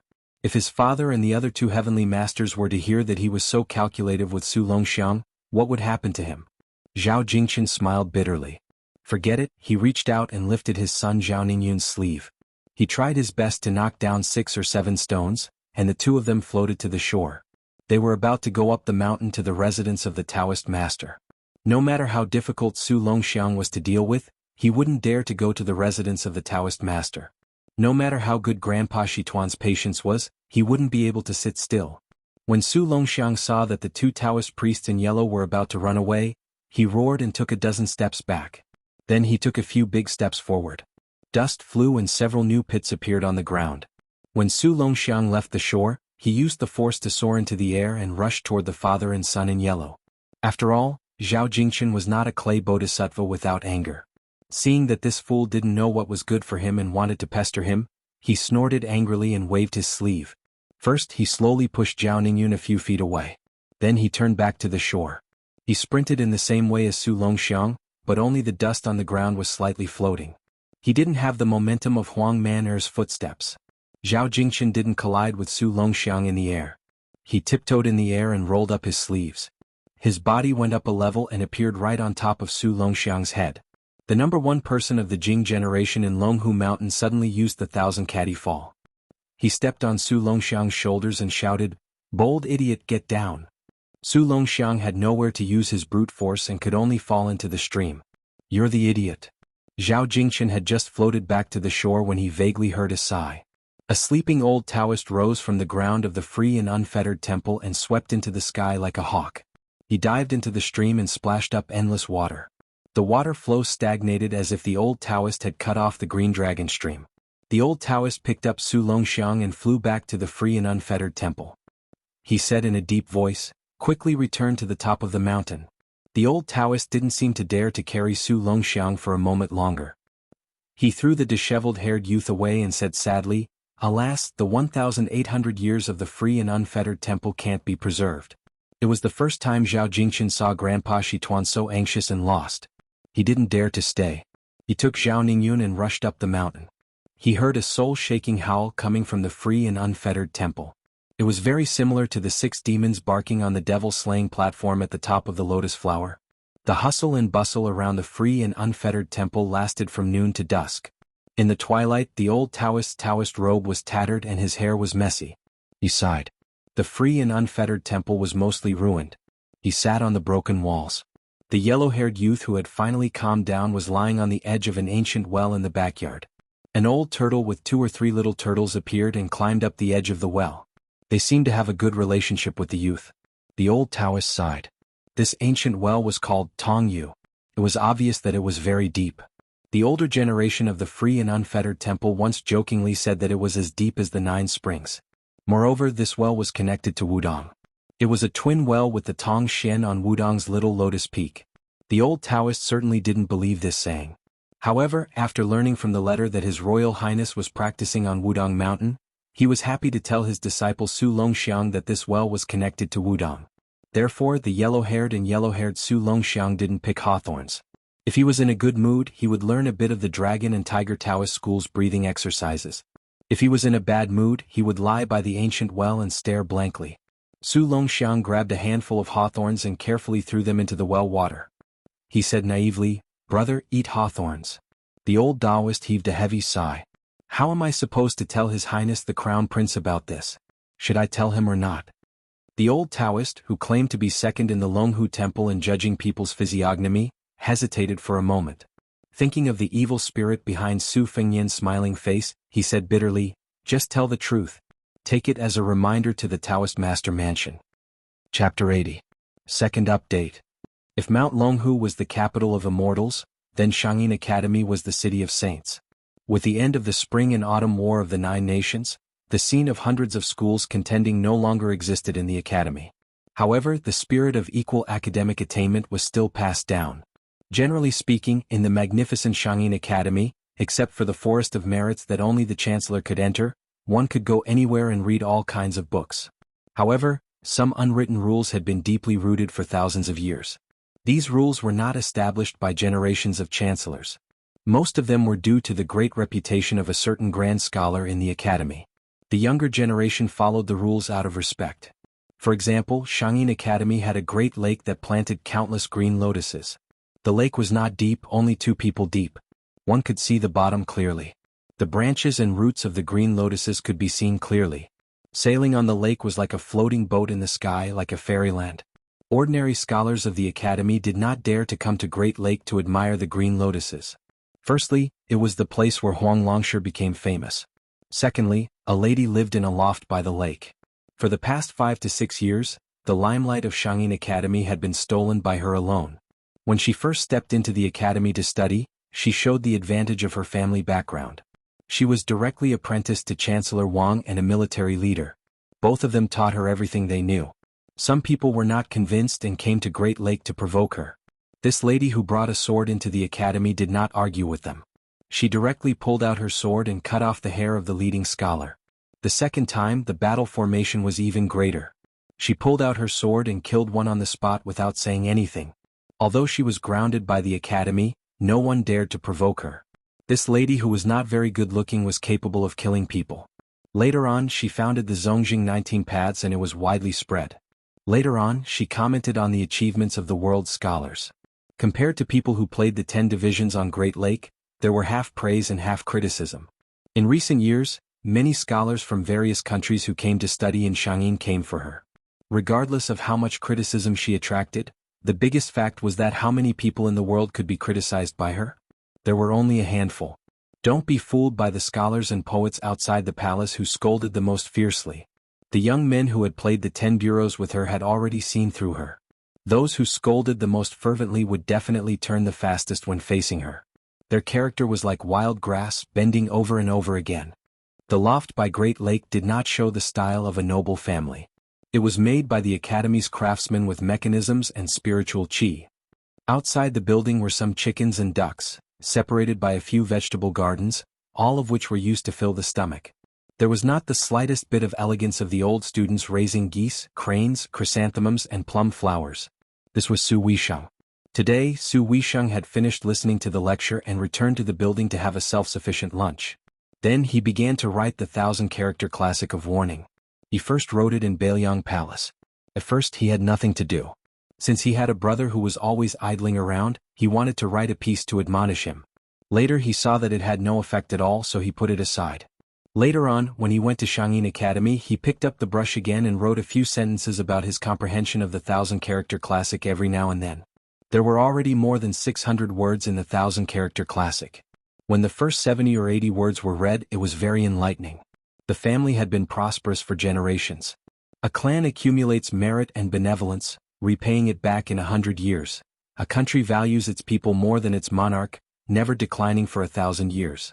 How to die prematurely, how to speak unkind words, how to do unkind deeds, how to be unkind, how to be unkind, how to be unkind. How sinister, how sinister, how sinister, how sinister, how sinister, how sinister, how sinister, how sinister, how sinister. Today I wrote, how to be armed with a sword. A gentleman is firm and unyielding while a villain takes risks. How to drown oneself in a river. Men are short-sighted, while women are arrogant. When he wrote this, Su Weisheng was stunned for a moment. He smiled slightly and his thoughts surged, but his brush did not stop. How to die of sudden speed, how to be hollowed out by lust.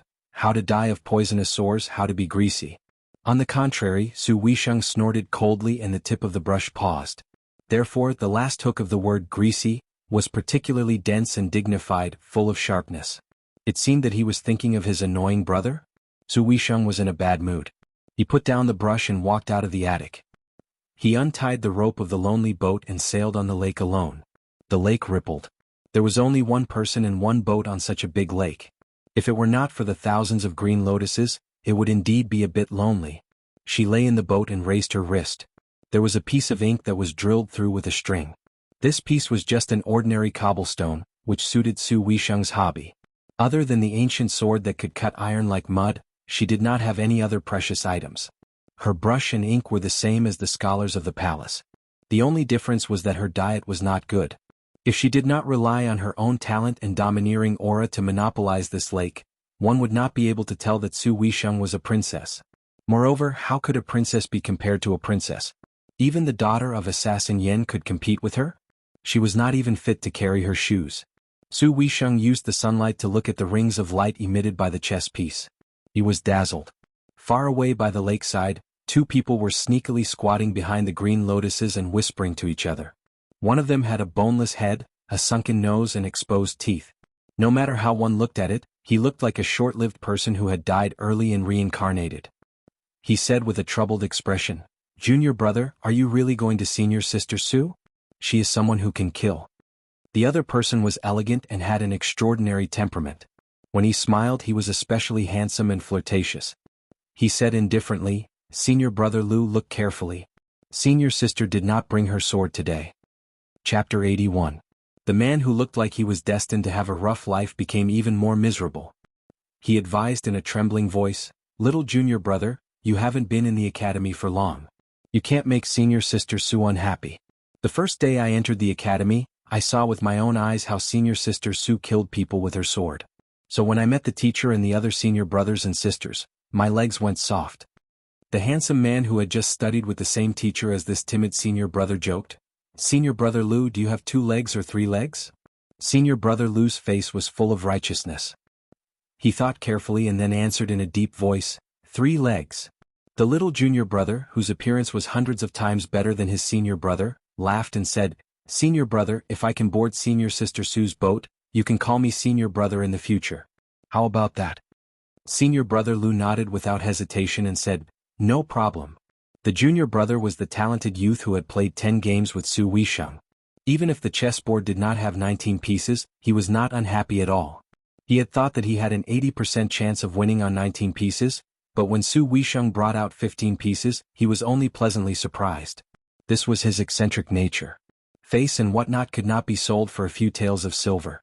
As long as he won the 10 games, he would not touch 19 pieces even if he was beaten to death. He would not even touch a chess piece for the rest of his life. No matter how invincible Su Weisheng's chess skills were in the future, what could he do? Wouldn't it only make him more invincible? Unfortunately, he could not even beat Su Weisheng with 15 chess pieces. But he was still very happy. It was good that he did not lose or win. He had a reason to stay in the academy. Based on his style, it seemed that there was nothing in the world that was not worth being happy about. He dove into the lake like a fish and approached the small boat. Senior brother Lu was dumbfounded. He did not care about the bet. He only said what would happen if the little junior brother won, but did not mention what would happen if he lost. Little junior brother is really bold. None of the senior brothers in the academy dared to pester senior sister Su. Senior brother Lu stared at him intently, ready to save him at any time. At the center of the lake, Su Weisheng frowned and pulled back his wrist. He subconsciously wanted to press down on Hong Yi, but when he discovered that he did not have a sword with him, he stood up and uprooted a green lotus. With lightning speed, he stabbed the fish that was a little too large to the bottom of the lake. When Su Weisheng saw that there was no movement, he said calmly, "Don't do it again." Senior brother Lu, who was peeking out from behind a pile of lotus leaves, was even more nervous than the two in the game. He was afraid that senior sister and junior brother would start a fight at the slightest disagreement. This Great Mind Lake was a rare quiet place in the academy. Everywhere else, there were many students of Jixia Academy who were talking loudly. There were also lunatics who jumped off buildings, jumped into the water and even ran around naked.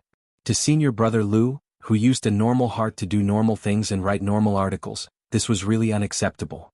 So when he occasionally heard that senior sister Su had defeated those lunatics, blind and deaf who were unwilling to cultivate diligently, he secretly felt quite satisfied. As for the mysterious junior brother, he did not have many interactions with him, but they were not shallow. Senior brother Lu quite liked this outstanding talent who spoke and acted without restraint. Senior brother Lu stared with his eyes wide open as he saw junior brother swimming away. At this moment, his stomach was facing up as he leisurely swam back, looking like he was still glorious even though he had lost. Climbing ashore, junior brother who had a bump on his head chuckled.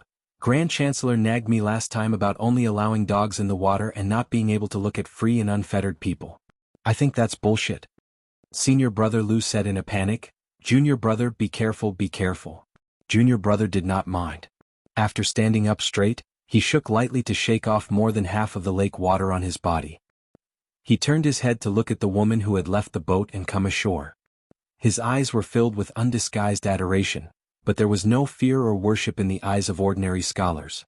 Senior brother Lu said worriedly, "Junior brother, be careful not to catch a cold." Junior brother put his arm around the shoulder of his most compatible senior brother from the same sect and smiled. "Senior brother Lu, when are you going to the capital? Let's go to the highest hall of martial heroes in the imperial city to admire the moon." Senior brother Lu smiled. "How can I?" But he didn't dare to. Junior brother said shamelessly, "There are many connections in the capital. With senior brother Lu's looks, it wouldn't be hard for you to casually marry a princess or princess. I'll be the matchmaker for you. When the time comes, you'll climb up Hall of Martial Heroes, then Hall of Literary Splendor, and Hall of Preserving Harmony." Senior brother Lu touched his face and nodded. "It's indeed a way." Su Weisheng entered the building alone. She did not have any thoughts about what had happened in the lake. That young man's background was treacherous. She had 15 paths as a lake and 10 rounds with him. That was because of her arrogance, but it did not mean that Su Weisheng really liked her. When he had broken the rules and passed the examinations of several teachers to enter the academy, he had also entered her unhindered arcane gate. Su Weisheng had increased her vigilance a bit. Su Weisheng could be unbridled in Jiangnan province, using his father's tiger skin as a banner to abuse his power. His actions were dissolute and disregarded the consequences. Su Weisheng was not that useless flower vase. Every step she took, she had to consider the Su family. She could not make a single mistake. She was also not that silly little brother Su Longxiang who could not think too much about anything. She had originally thought that a certain guy could be a bit more promising. Who would have thought that it would be fine if he did not learn the way of the king, but he also did not learn the way of the tyrant. He did not even touch the art of war. He also lacked interest in the art of court maneuvering. He actually picked up the saber to learn martial arts. Bailiang had millions of households, 300,000 Bailiang cavalry. Such a large and glorious family business, second only to the emperor, could be supported by a saber?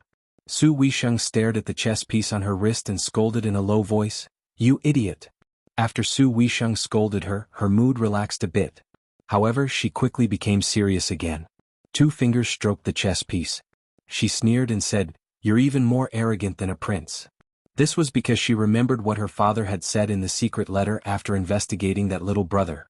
This child's background was hidden and could not be investigated. He only knew that the head of the inner palace's 30,000 eunuchs, Han Diaoxi, had to bow when seeing him. Chapter 82. Blind Old Su was an old soldier of northern Liang. He was originally a crossbowman, but after being shot in the eye by a stray arrow, he became a cavalryman. His battle record was mediocre, so he really couldn't show off his head in the northern Liang army, where he exchanged his head for meritorious service. Before he retired, he didn't have much money left. Old Su was a native of Jinzhou, Liaodong. He had been alone since he was young. He followed Su Shao of the Pillar State from Jinzhou to Liaoxi, and then from Liaoxi to Xiongqin Pass, and then to the Central Plains. During the Spring and Autumn War, many old soldiers who joined the army at the same time as Old Su, as long as they didn't die, they all became officers or captains. Before they retired, they could even receive the title of Deputy Commandant of Jianghu. Therefore, although Old Su was an old soldier, he wasn't a fierce soldier. Those who didn't dare to tie their heads to their waistbands to fight for scholarly honor and could still earn official positions were only the children of wealthy families. Old Su was a veteran who couldn't be said to be greedy for life, but was absolutely afraid of death. It was already considered very lucky that he didn't have his head chopped off by the Inspector General. Later on, Old Su's remaining eye was also blind. He was careless when he went up the mountain to burn charcoal, so he became the blind Old Su that people in and out of the alleys talked about. The most unlucky one was that after Old Su became blind, when it rains, it pours. He was careless and didn't manage to avoid the hooves of a fine horse in the downtown area, so he was trampled into a cripple. When the group of fine young men saw the old man rolling on the ground, they just laughed loudly. Blind Old Su originally wanted to clench his teeth and fight, but when he touched the carrying pole on the ground, he heard voices saying that those young masters were the sons of some military commandant, the grandsons of some literary scholar in the capital, and the grandsons of the crown prince's horse washer. Old Su threw away the carrying pole and cried like a child, howling over and over again that he should have died long ago. It made people's scalps go numb, and even some of the pitiful onlookers were scared away. One dandy disliked Old Su's chatter and pulled out his sword to chop him down. Bailiang people had always been valiant. Even those dandy might only have enough strength to untie the belt of a courtesan, but as long as they could pull out a sword, they could definitely chop him down. This made many dandy who had just entered Bailiang feel very uncomfortable. If that sword had chopped down on old Su's head at that time, His Royal Highness wouldn't be carrying the green ant wine today. At that time, Su Fengyan happened to be passing by. His horse was far more robust than that group of third-rate dandies, so his arrogance was 100 times more unbridled. He didn't want to get involved in this mess, but he was hooked by old Su's heart-wrenching words. My legs weren't broken by those bastards from West Chu, but they were crippled by my own people. God, your mother is as blind as I am. Su Fengyan didn't say anything and just let the evil slaves disperse that group of bastards. As for the broken arms and legs of those pampered young masters, how could His Royal Highness care? If they had the ability, they should just drag their families to the prince's mansion and ask Su Xiao for compensation. It would be best if they went with an imperial edict. Later on, old Su didn't die. For some reason he was taken to get his legs treated. However, how could an old man's legs withstand the force of the horse's hooves? They were completely broken. Just as the blind old Su was about to sit in a small thatched hut by the riverside and wait for death, someone suddenly came from the yamen and said that he would be given a tael of silver every month. Old Su trembled in fear. After receiving the money for half a year, he finally mustered up the courage to ask that official. The official said that this was a new rule in Bailiang's army to treat the old soldiers well. Later on, old Su asked an old fellow who was also half dead and learned that this was true. However, they all needed to go to the yamen to receive the money. Old Su was puzzled. Good people get good karma? But no matter how you look at it, I don't think I'm a good person. When I was young, I burned, killed and looted a lot with the pillar state. Old Su's legs were broken, but he could still barely walk with the help of his self-made crutches. The thatched hut had been repaired by the yamen's high-ranking official. Every year before winter, a thick quilt would be sent over. Old Su managed the vegetable garden quite well, and a tael of silver would be worth 1,000 copper coins. Old Su wasn't picky with his food, so he could still buy some meat wine with the spare money at the end of the month. He was living a good life. Today, old Su was sitting on a wooden stool outside the hut and dozing off when he heard a loud voice shout, Old Su, let's drink. I caught a duck for you in the river on the way. It's really fat." Chapter 83. Old Su's spirit was lifted. That Su kid was here. He had met this kid 4 or 5 years ago. It was said that he was caught climbing the wall to watch a girl bathe and was chased to the riverside. He then borrowed old Su's thatched cottage to hide. It could be said that they had formed a decent relationship. Old Su knew that the pretty daughter of a humble family in Lanting Tavern was a pretty girl from a humble family. Although he couldn't see, old Su's ears were good. He could always hear some wild men gathering together and drooling over her when they had nothing to do. They were all saying that the little girl's chest had become heavier over the years, her little round face had become sharper, and she was becoming more and more beautiful. Old Su had gone to the tavern to buy distiller's grains and smelled the fragrance on the girl's body. Tsk, it smelled really good. It was comparable to Lanting Tavern's signature green plum wine. Back then Su Kid was chased and beaten for her. He wasn't wronged. If old Su was a few decades younger, would Su Kid even have the chance to climb the wall? He would be more like a lookout for him. The pot is in the same place in the house. Remember not to throw the duck into the river when you pluck its feathers. Be careful that the moment you leave, my thatched cottage will be torn down. Old Su took the wine pot and sniffed it. He smiled contentedly and said, "This green ant can't compare to the green plum from Lanting Tavern, but it's still much better than distiller's grains." The customer stuffed the broken duck into old Su's arms and said angrily, "Do I have to pluck its feathers? I'll go boil some water." Now that old Su had wine in his hand, he was easy to talk to. He leaned on his walking stick and went to pluck the duck's feathers. Not long after, the thatched cottage was filled with a fragrance. Old Su chewed on a greasy duck leg and asked with a smile, "Su Kid, I haven't seen you for more than a year. You've either been missing for 3 years or haven't been heard from for an entire year. What do you do for a living?" Listen to old Su's advice. Don't do anything outrageous. It's fine if you peek at a girl bathing since you won't lose anything. But if you play with knives and guns, it's hard to say. Let's not talk about this. Even if I did, you probably wouldn't listen to my advice. I know I can't drink your wine for free. Tell me, what do you want to hear this time? At my age, old Su can't speak more than a few times, so I'll tell you as much as I can. The man chewed on the duck meat and said with a smile, "Let's talk about Liaodong. My ancestors lived there, in Jinzhou." The only one who could stroll around so idly was naturally His Royal Highness, Su Fengyan.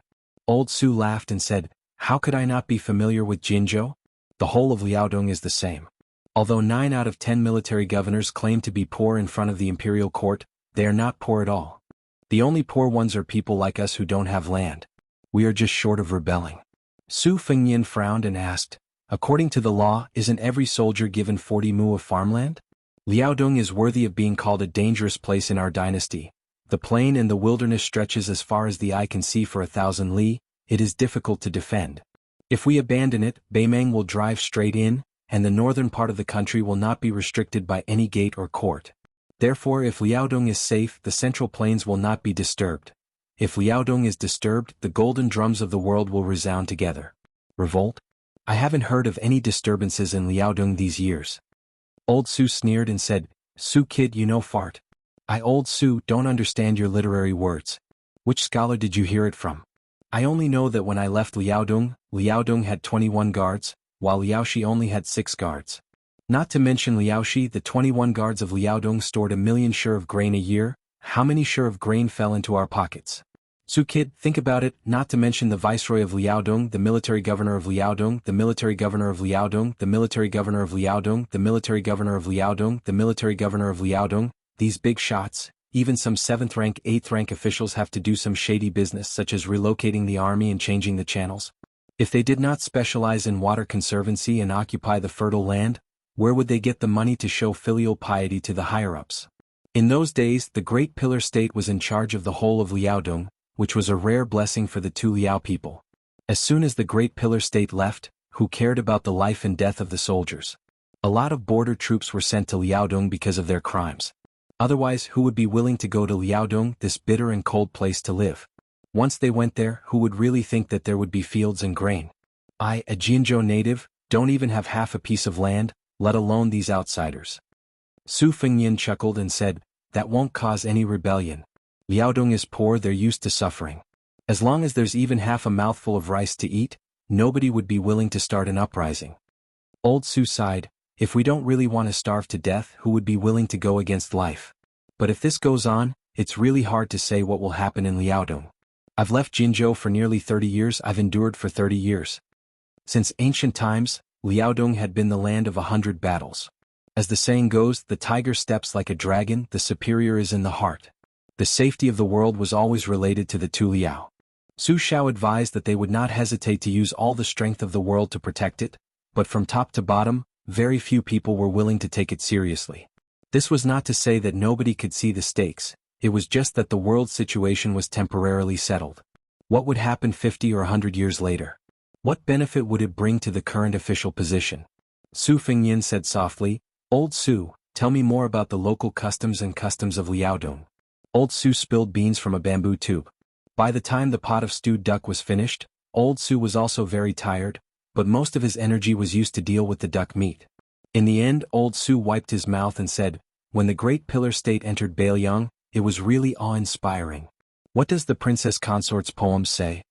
Su Fengnian smiled and said, the green ox road is on 1,000 mounts, the children under its banner hold mulberries. Old Su leaned on his walking stick with a fascinated expression. Su Fengnian left the wine pot and quietly walked out of the thatched hut. Blue Bird stood in the distance, watching His Royal Highness slowly walk over. Every time he came to the thatched hut by the river, she accompanied him, and she never asked why His Highness was dealing with a blind old soldier. When Su Fengnian saw Blue Bird's cold face, his eyes were a little absent-minded. Back then, when the blind old Su was in the 1,000 mounts, his legs had not been broken. That child still held the mulberries and raised his head to ask his mother if they tasted good. Blue Bird was a little confused by his gaze. Su Fengnian suddenly bit her cheek and said with a smile, delicious, it tastes like mulberries. Chapter 84. While walking through the fields and crisscrossing paths, Su Fengnian casually asked, why doesn't Sweet Potato like to leave the prince's mansion? Why do you like to run out every 2 to 3 days? Blue Bird replied in a methodical manner, she's a bit lazy. Su Fengnian jumped up and asked, Su Shao clearly knows that this time, Zhang Julu is in power, reorganizing the imperial court and adjusting the border army. Since the beginning of last year he has been clearing up Liaodong's land, the path has been bumpy, no less than 10 geography department officials have died from assassinations, the number of people who asked for leave even more so reaching 30. However, Zhang Julu still found out that Liaodong's governor by Huai guardian eunuch Lu Taiping, Yuji General Fu Han chief commander, and more than 10 others forcefully seized the land, at most 600 hectares, at least several dozen hectares. Even though quite a few of these people came from Beiliang's old military departments, 20 years have already passed. Why is Su Xiao still joining in the fun, insisting on challenging Grand Secretary Zhang? Isn't this going against the general trend? Moreover, even though Su Xiao says that he wants the imperial court to build the Tu Liao into a boulder, those fattest vermin, half of them are related to him, no one would believe these words. Tell me, what exactly do you think Su Xiao is thinking? How could Blue Bird dare to answer this type of question? Su Fengnian didn't expect to get an answer either, only asking would make his heart feel a bit more comfortable.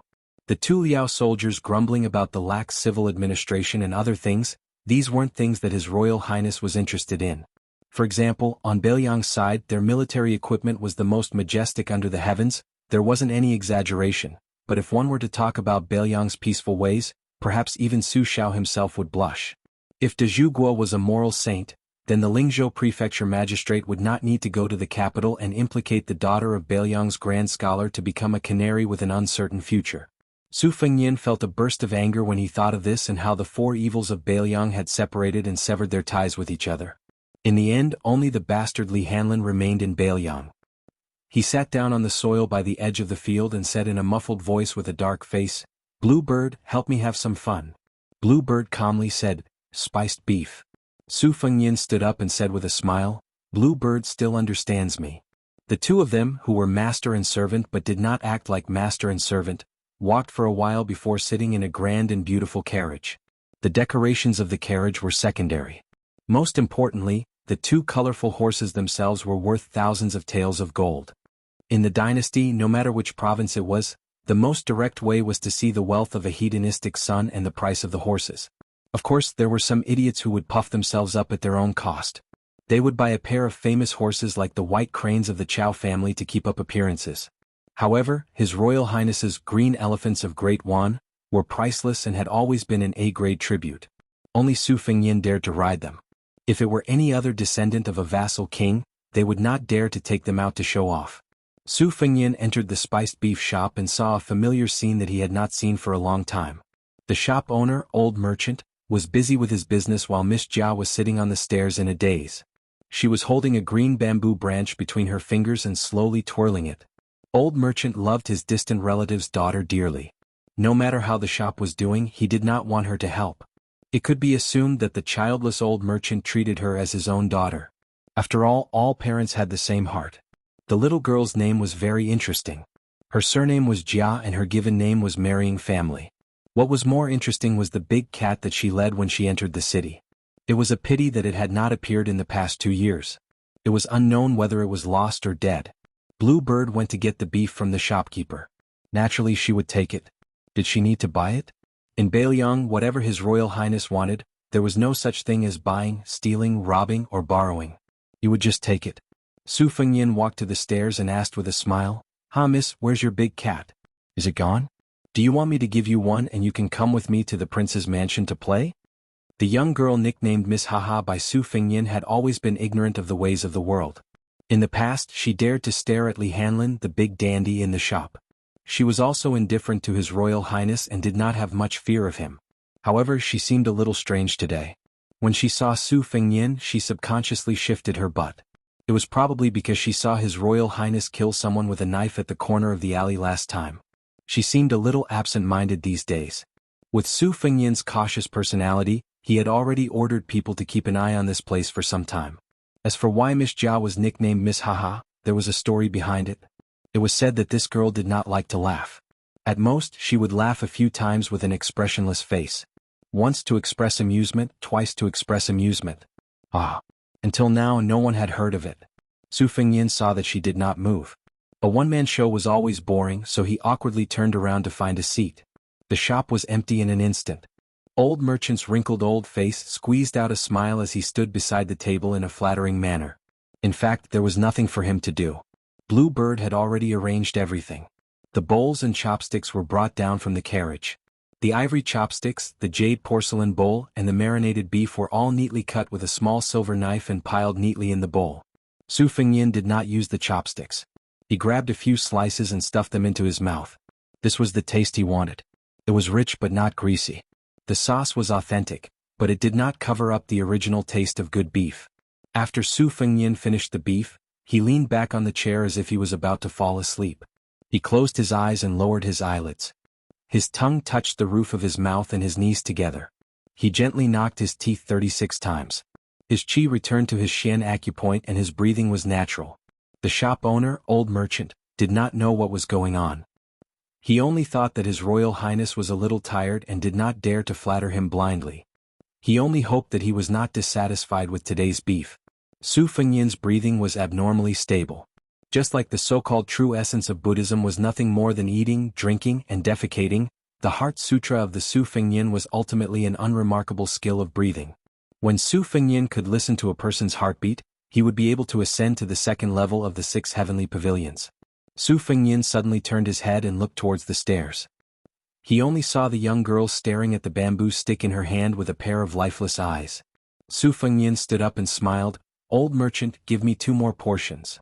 Old merchant's face was full of joy as he said, "All right, I'll go right away." Su Fengnian did not have to wait for long before Bluebird took the 2 portions of cooked beef. Returning to the carriage, Su Fengnian lifted the curtain and looked at old merchant who was still bowing at the entrance of the shop. He frowned and said, "There seems to be something wrong." Bluebird shook her head and said, "This person's background is clean. He's just an ordinary merchant." Su Fengnian dismissed it with a smile. Old merchant returned to the shop and wiped the sweat from his forehead. For a while there would be no customers in the shop. He took the time to sit down and rest. He massaged his waist and sighed when he saw the young girl still sitting on the stairs. It was fine that this little girl was freeloading in the shop, but she did not even smile in front of His Royal Highness and the others. If she was his biological daughter, he would definitely scold and beat her. The young girl left the shop with the bamboo stick and went straight out of the city. She walked slowly. It was already dusk when she left the city. After walking for another 2 hours, she walked into the lush green Mount Biwang. It seemed that she did not intend to return to the city. Bailiang had always been under a strict curfew. She was not His Royal Highness and could enter and leave the city at night as she pleased. Was a girl going to spend the night in the mountains? Mount Biwang was full of wild beasts. The deeper they went, even hunters had to form groups before they dared to travel at night. After walking for an unknown period of time, the young girl still walked on the lonely mountain path with a straight face. The full moon was in the sky. There were no traces of the path under her feet, but she was still walking. She came to the edge of a pool and bent down to drink some water. She was only 30% full. A strange sound came from the dense forest behind her, startling a few jackdaws. The young girl stood up and looked at the dense forest. A black bear that was perhaps half as tall as her rushed out, stomping on the ground until it shook. It stopped in front of the young girl and let out a roar. Its fangs were exposed and its mouth was full of filth as it sprayed the young girl's face. Her black hair was blown up by the wind. The young girl still had a straight face and was indifferent. The giant bear seemed to be annoyed by this young prey and opened its mouth to bite her. Boom! An even more powerful earthquake came from the dense forest. When the grizzly bear turned its head, it was its turn to be sprayed with saliva by a bloody mouth.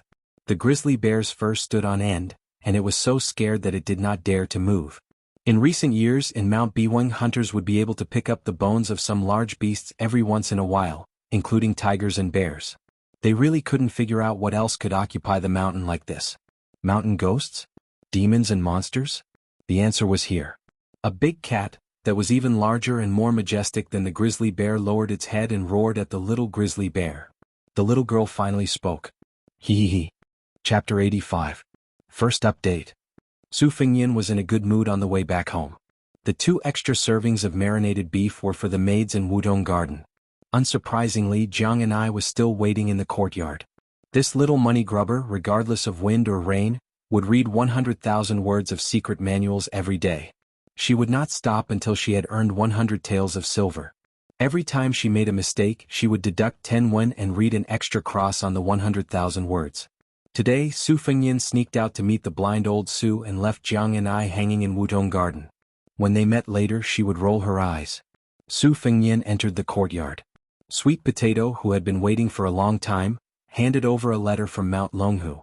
It was written by the old Taoist Zhao Shituan. He had Bluebird distribute the beef and walked into the study alone with the letter. Jiang and I crouched in a corner with a hibernating dragon fist manual, and quietly read. Only when Su Fengnian sat down did she wake up. She quickly stood up with a face full of anger and resentment. Su Fengnian opened the letter and sat on a red sandalwood chair with auspicious clouds. He smiled and said, "Since you have waited for half a day, you can read it later. Let me finish reading this letter." Jiang and I did not have the awareness of being under someone else's roof and calmly said, "Today, one word is 2-1. Su Fengnian did not pay attention to her and only focused on reading the letter. Jiang and I watched as His Royal Highness's face changed from sunny to gloomy, then to stormy and finally to dark clouds. For a moment she forgot to repeat that one word was worth 2-1. Su Fengnian raised his hand and was about to slap the sandalwood handle, but as soon as he did, he pulled back 80 to 90% of his strength. He managed to pull back his hand in time and did not smash the chair. Even so, his face was still frighteningly gloomy. Su Fengnian stood up and walked to the window. After a few breaths, he turned around and looked at Jiang and I with a smile. "Come, you read while I listen." Jiang and I finished reading Hidden Dragon and then read more than half of a sword manual. Outside the window, it was already deep into the night. She discovered that Su Fengnian was unusually quiet today. Su Fengnian, who had been absent-mindedly listening to the sound of reading for 4 hours, smiled and said, "Now that you've saved a lot of money with me, why don't we make another deal? If you buy a secret manual for 1,000 coins, you can buy 10 books in a year. Even if you can't practice martial arts, you can just throw a few books to the people of Jianghu. Do you think they won't bite you like a mad dog? It's better than being rich but having nowhere to spend it. What do you think of this business? Don't look so unwilling and incredulous. I'm just saying what's on your mind. With our relationship and friendship, there's no need to be pretentious. How about it? It's a deal. One secret manual costs 1,200 strings of coins?" Jiang and I wanted nothing more than to use Hidden Dragon as a sword to stab this treacherous fellow to death. She smiled coldly and said, "Is it 1,000 strings of coins or 1,200 strings of coins?" Su Fengnian, whose little trick had been exposed, laughed and said, "Friendship price, 800 strings of coins for one book." Jiang and I agreed immediately, "Okay." Su Fengnian waved his hand and picked up the secret letter from Longhu Mountain again. He furrowed his brows and did not raise his head. He said to Jiang and I, who was putting the 2 secret manuals back on the bookshelf, "Do you want me to prepare a chaise lounge for you?" Jiang and I sneered and said disdainfully, "I still want to live." Su Fengnian did not comment on this statement. As soon as Jiang and I left, Sweet Potato carried a sparkling and translucent colored glass cup full of fruit into the room. Colored glass was a treasure that could only be encountered but not sought. Ordinary wealthy families could only have substandard colored glass medicine jade, which was the limit of their wealth. Here, however, it was only used as a small object to hold fruit.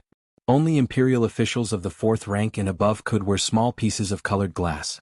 Moreover, the color and luster were often not clear enough.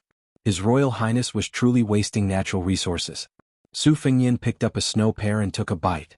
He said fiercely, "The bull rider just delivered a manuscript of the yin and yang kinship deed." Grandpa Wei, who was in the Tide listening pavilion, only took a few glances at it before he cried tears of joy. He said it was even more wonderful than the ancient I Ching and Yang kinship deed in the pavilion, which is known as the King of 10,000 Pills. "Look, the sect leader gave up the cultivation of the Great Yellow Court. I've already left the mountain, but Wudong is still willing to add flowers to brocade. Look at this Mount Longhu. It's only been a little more than a year, and there are already people from the Taoist master's mansion bullying Huang Maner. This group of yellow-purple Taoist priests is really looking for trouble."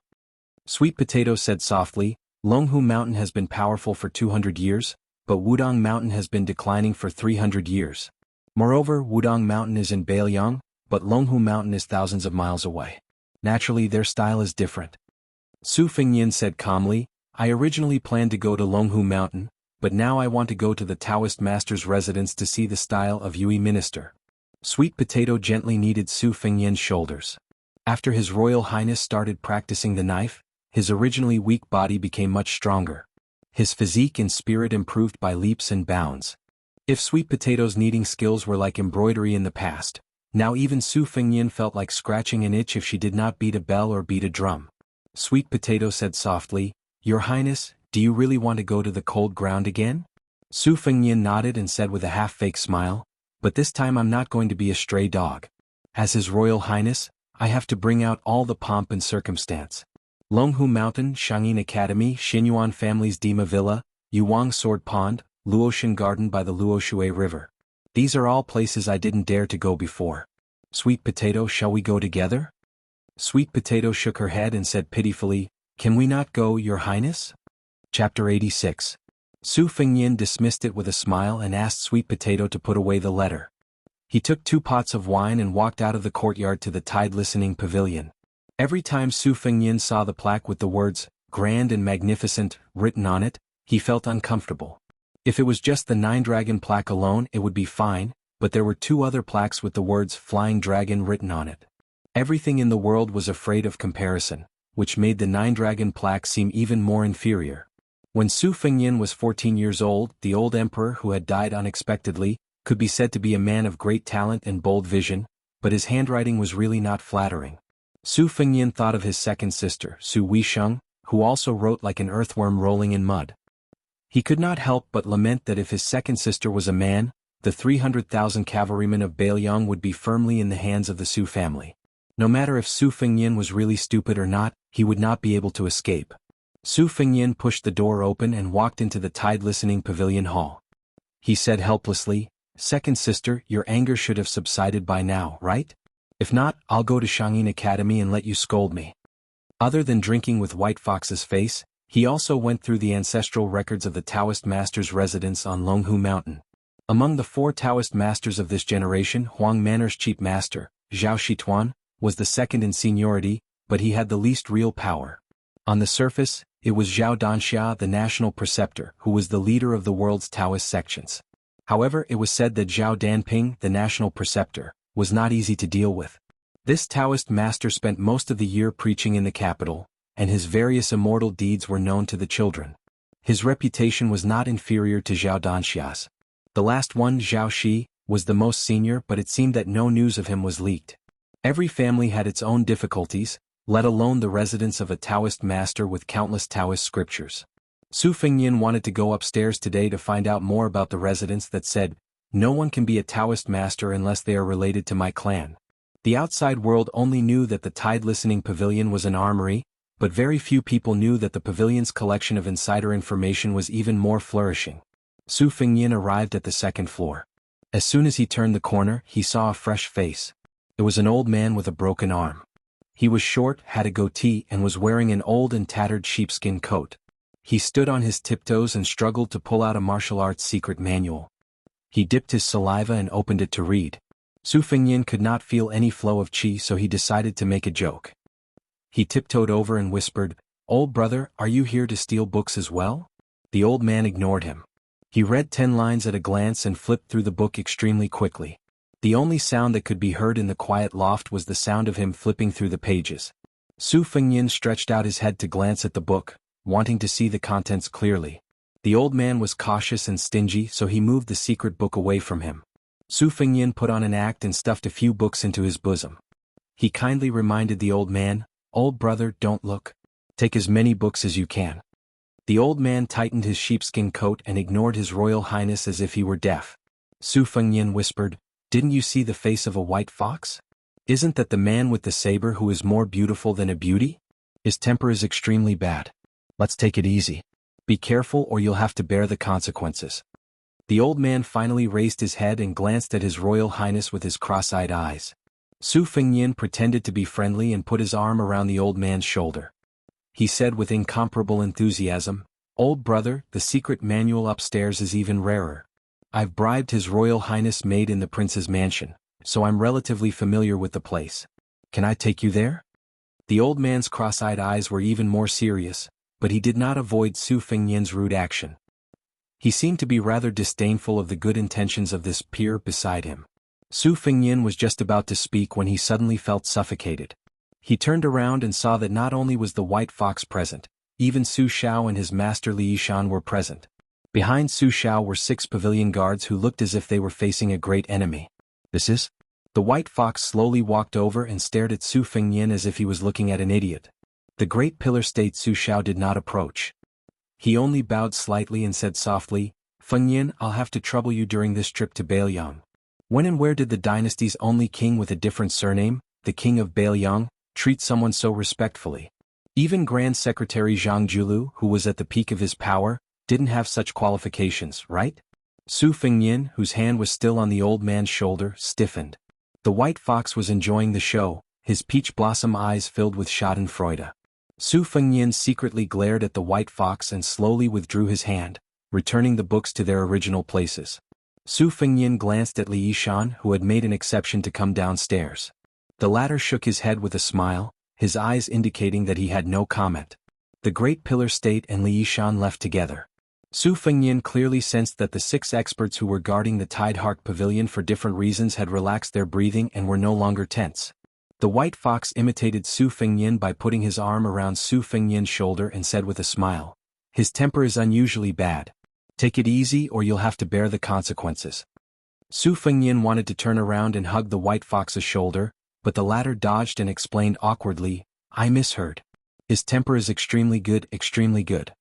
The white fox left in a carefree manner and climbed up a ladder, continuing to read the books on the 2nd floor. In the end, only His Royal Highness and the cross-eyed old man were left. One was confused and the other was pretending to be mysterious. Su Fengnian thought for a while and felt that he had finally figured it out. He slightly distanced himself from the old man of unknown origin and said cautiously, "Old brother, are you the expert Su Xiao invited to fight the old monster suppressed under the Tideheart Pavilion?" The old man narrowed his eyes into slits and remained silent.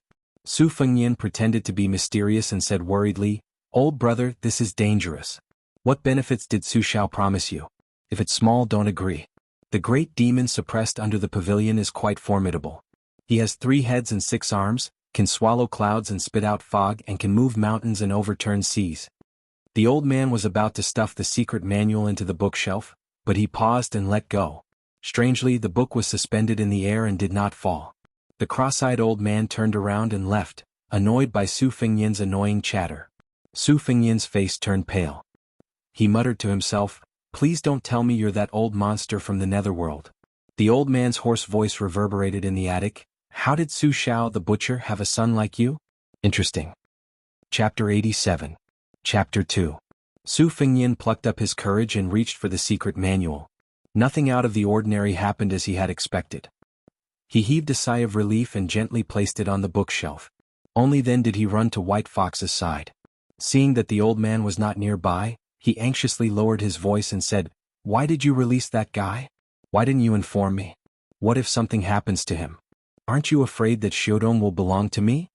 White Fox's face stood on the ladder and looked down at Su Fengnian. He calmly said, "I didn't release him. I just followed de Zhugua to the netherworld in your eyes and invited him out. As for the deal between de Zhugua and him, I don't know. I only know that there were 3 rules. However, the old man gave me a few pointers and I benefited a lot." Su Fengnian asked, "Then should I go and ask for pointers?" White Fox's face playfully smiled and said, "You can try." Su Fengnian weighed his fledgling bladesmanship and decided to give up. He was afraid that the old man would turn him into ashes with a snap of his fingers. However, the old man did not seem like a temperamental monster. He seemed to be easy to get along with. Would he rely on the old man to support him after he left Bailiang? Was the 3 rules Su Xiao made with him reliable? It was hard to guess the master's temperament. His Royal Highness had better not be eaten alive by the old man who had been suppressed in the pavilion for 20 years before his enemies in Jianghu killed him. He thought about the white-haired old man who was no longer bound by the iron balls and wanted to find trouble with old Huang as soon as he got out of the lake. Would the cross-eyed old man not come looking for him? The more Su Fengnian thought about it, the more scared he became. He was not afraid of any Jianghu master who was nailed to the Ministry of Revenue. Even Wudong's leader Wang Zhongluo and Dragon Tiger Mountain's national advisor Zhao had to be registered in their respective provinces and counties. This was a tough measure that Su Xiao brought to the imperial court after he stepped into the martial arts world. The question now was, who was this old man who crawled from the netherworld to the mortal realm? He was all alone and had nothing to worry about. If he accidentally injured or killed His Highness the Crown Prince and then ran away, who would Su Xiao's 300,000 iron cavalry go to? There were 3 rules. Why would such a top-notch expert talk about the law with you? Su Fengnian silently squatted under the bookshelf, carefully calculating and calculating. This was the benefit of living a poor life with old Huang in the past. Haggling over every penny was a penny not money? Regardless of whether it was big or small, he had to be calculative now. Back then, for a few copper coins, His Royal Highness had borrowed a tattered Taoist robe to have his fortune told. In the end, he didn't get many copper coins and was molested by a fat woman for an entire afternoon. The most unlucky thing was that before he received the copper coins, Su Fengyan still had to put on a smiling face and waste his breath to praise the woman who weighed about 200 kilograms for her slender waist and beautiful face. The past was unbearable to look back on. Damn it. Just as Su Fengyan couldn't bear to look back, White Fox's face had quietly walked down the ladder and knocked on Su Fengyan's shoulder with the embroidered winter knife. Su Fengyan raised his head blankly. From his angle, White Fox's face was indeed as flat as a flat plane. It was even flatter than Princess Taiping when Xiaohe revealed her sharp horns. Alas, this beauty was actually not a woman. It really made people sigh. Su Fengyan came back to his senses in horror and saw that White Fox's face had narrowed her red phoenix eyes, overflowing with murderous intent. Su Fengyan stood up and saw that the embroidered winter knife was still on his shoulder. He deliberately looked confused and asked, "What's wrong?" White Fox's face said calmly, "You want Bailiang, I'll lend you the embroidered winter knife." Su Fengyan was puzzled, "But I already have the spring thunder." White Fox's face sneered, "You've been using your right hand to practice the knife, but you think I don't know that you're left-handed. Left-handed knife is stronger than right-handed knife. Look at your insidious style. Why don't you leave a way out? Don't pretend, just lend me the embroidered winter knife. Other than me, who doesn't think that you're just using it for decoration?" Su Fengyan, whose deeply hidden secret was exposed, wasn't angry. He just smiled and picked up a pair of wine pots and said happily, "You're indeed my confidant. Come, let's drink." White Fox's face let go of the embroidered winter knife and shook her head, "I'm not drinking." Su Fengyan caught the embroidered winter knife, which was more exquisite than the spring thunder, and said regretfully, "You're not drinking? Then wouldn't your boring life be even less interesting?" White Fox's face changed the topic and asked, "How many secret manuals do you need to bring with you?" Su Fengyan knew that White Fox's face had no room for negotiation once she decided on something, so he smiled and said, "I need at least 30 to 40 books in a box. I'll throw away one book after I finish reading it." White Fox's face said helplessly, "Are you fishing again?" Su Fengyan held the wine pot in one hand and the embroidered winter knife in the other, and said softly, "Confidant, confidant. Then I'll have to trouble you to pick the books." White Fox's face nodded as if she was asking him to leave. Su Fengyan went to the top floor and did not see his master. When he went downstairs, he saw Su Xiao sitting on a chair on the 5th floor. In front of him were 3 strangers with different sizes, ages, and chi. Su Xiao threw the 3 secret manuals in front of them and said calmly, "Southern Tang Lu Qiantang, you snuck into the prince's mansion to steal this crouching dragon mound sword manipulation technique. You were defeated by Jianghu Huang. I saw that you blocked 4 strikes, so I spared your life. Today this secret manual is in front of you. It's your reward.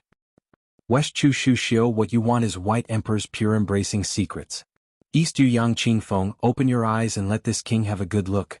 This is your family's ancestral spirit nourishing scripture."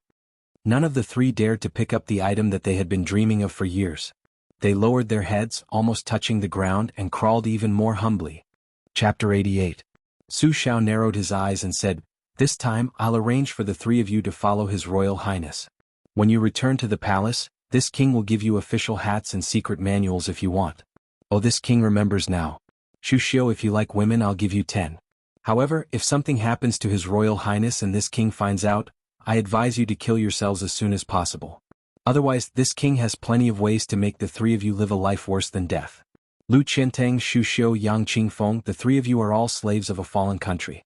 However, when the country is gone, you still have some relatives who will accompany you. Do you understand?" The 3 trembling people responded in unison. Su Fengyan, who was watching from the side, asked, "Su Xiao, just these 3 retainers? Isn't that a bit too few?" Su Xiao quickly stood up and gave his seat to His Royal Highness with a chuckle. He flattered, "Fengyan, you have to believe in your father. When raising an army, quality is more important than quantity. When using people accurately, it's not about quantity. This Lu Qiantang uses the tyrannical sword. He has the strength of a 2nd rank and is the least afraid of death. Even if he faces a 1st rank expert, he can withstand 100 moves. When he dies, you'll be able to leisurely withdraw from danger. This West Chu woman called Shu Xiu is proficient in the art of seduction and disguise. She also knows a lot of crooked ways. Her internal strength is also quite good. When she learns the White Emperor's simplicity technique, she'll be like a tiger that has grown wings. In addition, her ability to train young girls is unique. As long as a beauty falls into her hands, it won't be long before she'll be even better than a brothel's courtesan. As for Yang Qingfeng, who was blind in one eye and deaf in one ear, his methods were the strangest and most despicable. He could ask the gods to control corpses and raise ghosts. If you didn't like someone, you could have the surnamed Yang turn them into walking corpses and do whatever you wanted. Feng Yin, if they don't do well, the three of them can serve each other. I'm sure it won't be boring. Su Fengyin really didn't know what the three people on the ground were thinking. In the chilly spring weather, Su Fengyin could clearly see that their clothes were all wet. De Zhuge, who had given his seat to his son, faced the three people below him. His tone and expression were much stiffer. He said in a low voice, "Get out. Remember to keep your mouth shut." At this time, Su Fengyin could clearly see the three people's appearances. The sword-wielding Lu Qiantang had a tall and sturdy body. Yang Qingfeng was a middle-aged man with a wooden expression. His 10 fingers were sickly white. The West Chu Shuxiu was actually a young woman with a natural charm. However, her expression was restrained. She didn't dare to act rashly. She didn't even have the courage to look at His Royal Highness. Each of them tightly gripped a secret manual that they yearned for day and night. They carefully bowed and left the hall. Perhaps in the eyes of these three people, De Zhuge's upbringing was terrible. The father actually had to give his seat to his son. In the past, they had only heard that His Royal Highness was arrogant and even dared to teach De Zhuge a lesson. Today they had seen the tip of the iceberg. Su Fengyin threw a wine jug to Su Xiao. The latter drank a mouthful and laughed heartily. "Oh right, Wei Shuyang will also follow you out. He's probably moved by the Yinyang kinship deed. What to do you decide." Su Fengyin said angrily, "You even dare to threaten Grandfather Wei?" Su Xiao laughed and said, "How is this a threat? It's not like I don't know that you've always respected your Grandfather Wei." Su Fengyin frowned and said, "Grandfather Wei is already so old. How could Su Xiao not know his son's thoughts?" He laughed softly and said, "Don't think that just because Wei Shuyang was chopped into the lake by Chu Kuangren that day, he's no longer an expert. Wei Shuyang is not proficient in martial arts, but he's very proficient in geomancy, divination, and divination. Feng Yin, with him by your side, it'll be good for your cultivation in the Great Yellow Court. The art of war emphasizes the combination of the strange and the righteous. The three people you saw just now are all from the unorthodox school. They're all experts in harming people. Even if you have the heart to harm others, you still have to be vigilant. Wei Shuyang is the righteous one. With these 4 people by your side, I'll arrange 100 cavalry for you and find a fierce general to lead. Only then will I be at ease." Su Fengyin made a sound of agreement. Su Xiao seemed to know what his son wanted to ask. He shook his head and said, "That old man was indeed released by me at a great risk. There are 3 rough rules. I can only guarantee that he won't harm you. Whether you can subdue him will depend on your ability. As for who this one-armed old man is, I won't say. You'll find out sooner or later. I'll only say one more thing. Don't take the initiative to give him any sword-like weapons. If you don't give it to him, he won't take the initiative to touch it. Even if this person doesn't have any external objects, it won't be difficult to protect your life no matter what the situation is." Su Fengyin asked, "There's a death warrior trained by you in Wudong Garden?" Su Xiao nodded. Su Fengyin drank a mouthful of wine and said slowly, "I know Blue Bird. Previously, I thought it was impossible for Sweet Potato to be her. However, these days when I asked her to massage my shoulders, unfortunately I found out. Although she concealed her breathing, she doesn't understand the mysteries of the Great Yellow Court. Su Xiao, other than the 2 of them, who else do you think it is?" Su Xiao laughed and said, "Even Sweet Potato was discovered by you. That's not easy. Wudong Garden only has the 2 of them as maids. Since that's the case, Father will tell you the truth. Originally you had 4 death warriors with the codename Heavenly Stem by your side. It was indeed not easy to train them. Unfortunately, during your 3 years of traveling, 2 of them died. Blue Bird is C. B. Anid, have already died in battle." Su Fengyin said with mixed feelings, "Then Sweet Potato is a?" Su Xiao shook his head and said, "You guessed wrong. She is one of the 2 people your mother left behind for you. She is not under my care. As for the other person, you will probably never know in this lifetime." Su Fengyin asked curiously, "Who is this a?" Su Xiao still shook his head. "When it's time to appear, it will naturally appear in front of you." Su Fengyin said self-deprecatingly, "When it appears, it will probably be the time when a resolutely meets its death, right?" Su Xiao did not refute. Su Fengyin lowered his head and looked at the embroidered winter-spring thunder that had gathered again. He said softly, "When you go to the capital, you should also be careful. Su Xiao smiled faintly and said, "It should be those people who should be careful." Chapter 89. End of Third Watch. The people of the city finally saw His Royal Highness, whom they had not seen in a long time. This time, without the young master of the Yan family, there was only Li Hanlin, the son of the governor of Fengzhou, among his friends. His Highness was accompanied by Yu Wei, who had retired from the brothel. Wu Meinyang was holding her white cat. Li Hanlin was called over by Su Fengyin. After returning to Beiliang for more than a year, he had spent most of his time on the embroidered winter saber and Mount Wudong. This time he had to travel thousands of li with many unspeakable secrets. If he did not meet up with Li Hanlin, he would be letting down young Master Li, who had been a scapegoat for more than 10 years. As soon as Li Hanlin heard that His Royal Highness was going to travel, he impatiently begged brother Su Fengyin to take him along. His coaxing and pestering did not get a nod, so he was a bit angry. During the spring stroll, he waved his horsewhip loudly. Seeing that Li Hanlin still had a listless expression, he joked, "I heard that 2 days ago you found a pair of young twin husbands in Xianxia County. They have red lips and white teeth. They are extraordinarily handsome. What's wrong? Did you get tired last night?" Yu Wei deliberately walked further away. She lowered her head and played with the adorable Wu Meinyang in her arms. She had already accepted Su Fengyin's fate, but she really could not stand Li Hanlin, who was a mischievous son of a rich family. Li Hanlin was angry, but he never resented Su Fengyin. He lowered his voice and said pitifully, "Brother Feng, I'm sick from staying at home. Why won't you take me out to roam the Jianghu? Last time I let it go. This time you won't take me. How can you treat me like a brother? That yin eating chicken with his father and sister is not honest. Serves his sister right for being chosen by that mentally ill sixth prince. Brother Feng, you've always been a kind person. I beg you, Brother Feng, I'll bring you tea and water every day. Is that not enough? I heard that you're going to travel. This time I stole all of my father's secret stash. If I go back, he might break one of my legs." Su Fengyin laughed. "Your father can bear to beat you? Who would believe that? When he was angry with you, he did not whip a beautiful concubine? Because of you, how many people died?" Li Hanlin's face was bitter and he didn't say anything. He was so depressed that he wanted to drown himself in the lake. Su Fengyin patted his shoulder and comforted him. "To be honest, it was more suitable to take you last time. This time it's really not suitable. I'll tell you what Su Xiao has arranged for me this time. There are 4 masters in the open, plus 100 elite cavalry led by a general. Not to mention the men of sacrifice who are good at assassination and counter-assassination. There's also a super master to watch over me. Do you think they're all here to accompany me for a spring walk? Last time we sneaked out. This time we're doing it openly. Have you forgotten how Kong Wuqi was seriously injured? You're the only child in your family. Don't get mixed up in this muddy water. If you really have nothing to do, I'll let Su Xiao get you a position in the Beiliang army. Play for 2 or 3 years. You don't have to charge and break through enemy lines. Just think of it as going to the border to enjoy the scenery. When you return to Feng province, you can lead the army alone. This way your father will be relieved." Li Hanlin did not utter a word. Su Fengyin loosened the reins and patted the neck of the divine horse that was as white as frost. This horse was the king of wild horses that Dezhou State captured at the border last year. It was tamed for more than half a year before he was willing to put the reins and saddle on it. This time he brought it back to his favorite son.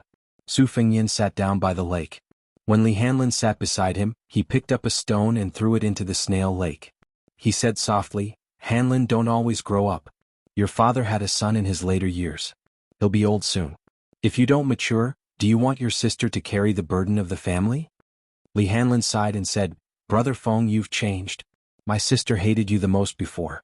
If it's the current Brother Feng, she might like you. But I don't like you. Who am I going to find to play with in the future?" Su Fengyin threw the stone into the lake again and again. He smiled and said, "Your sister is much prettier than Yan Dongwu, but she's also much more stupid. I know that her heart already belongs to someone.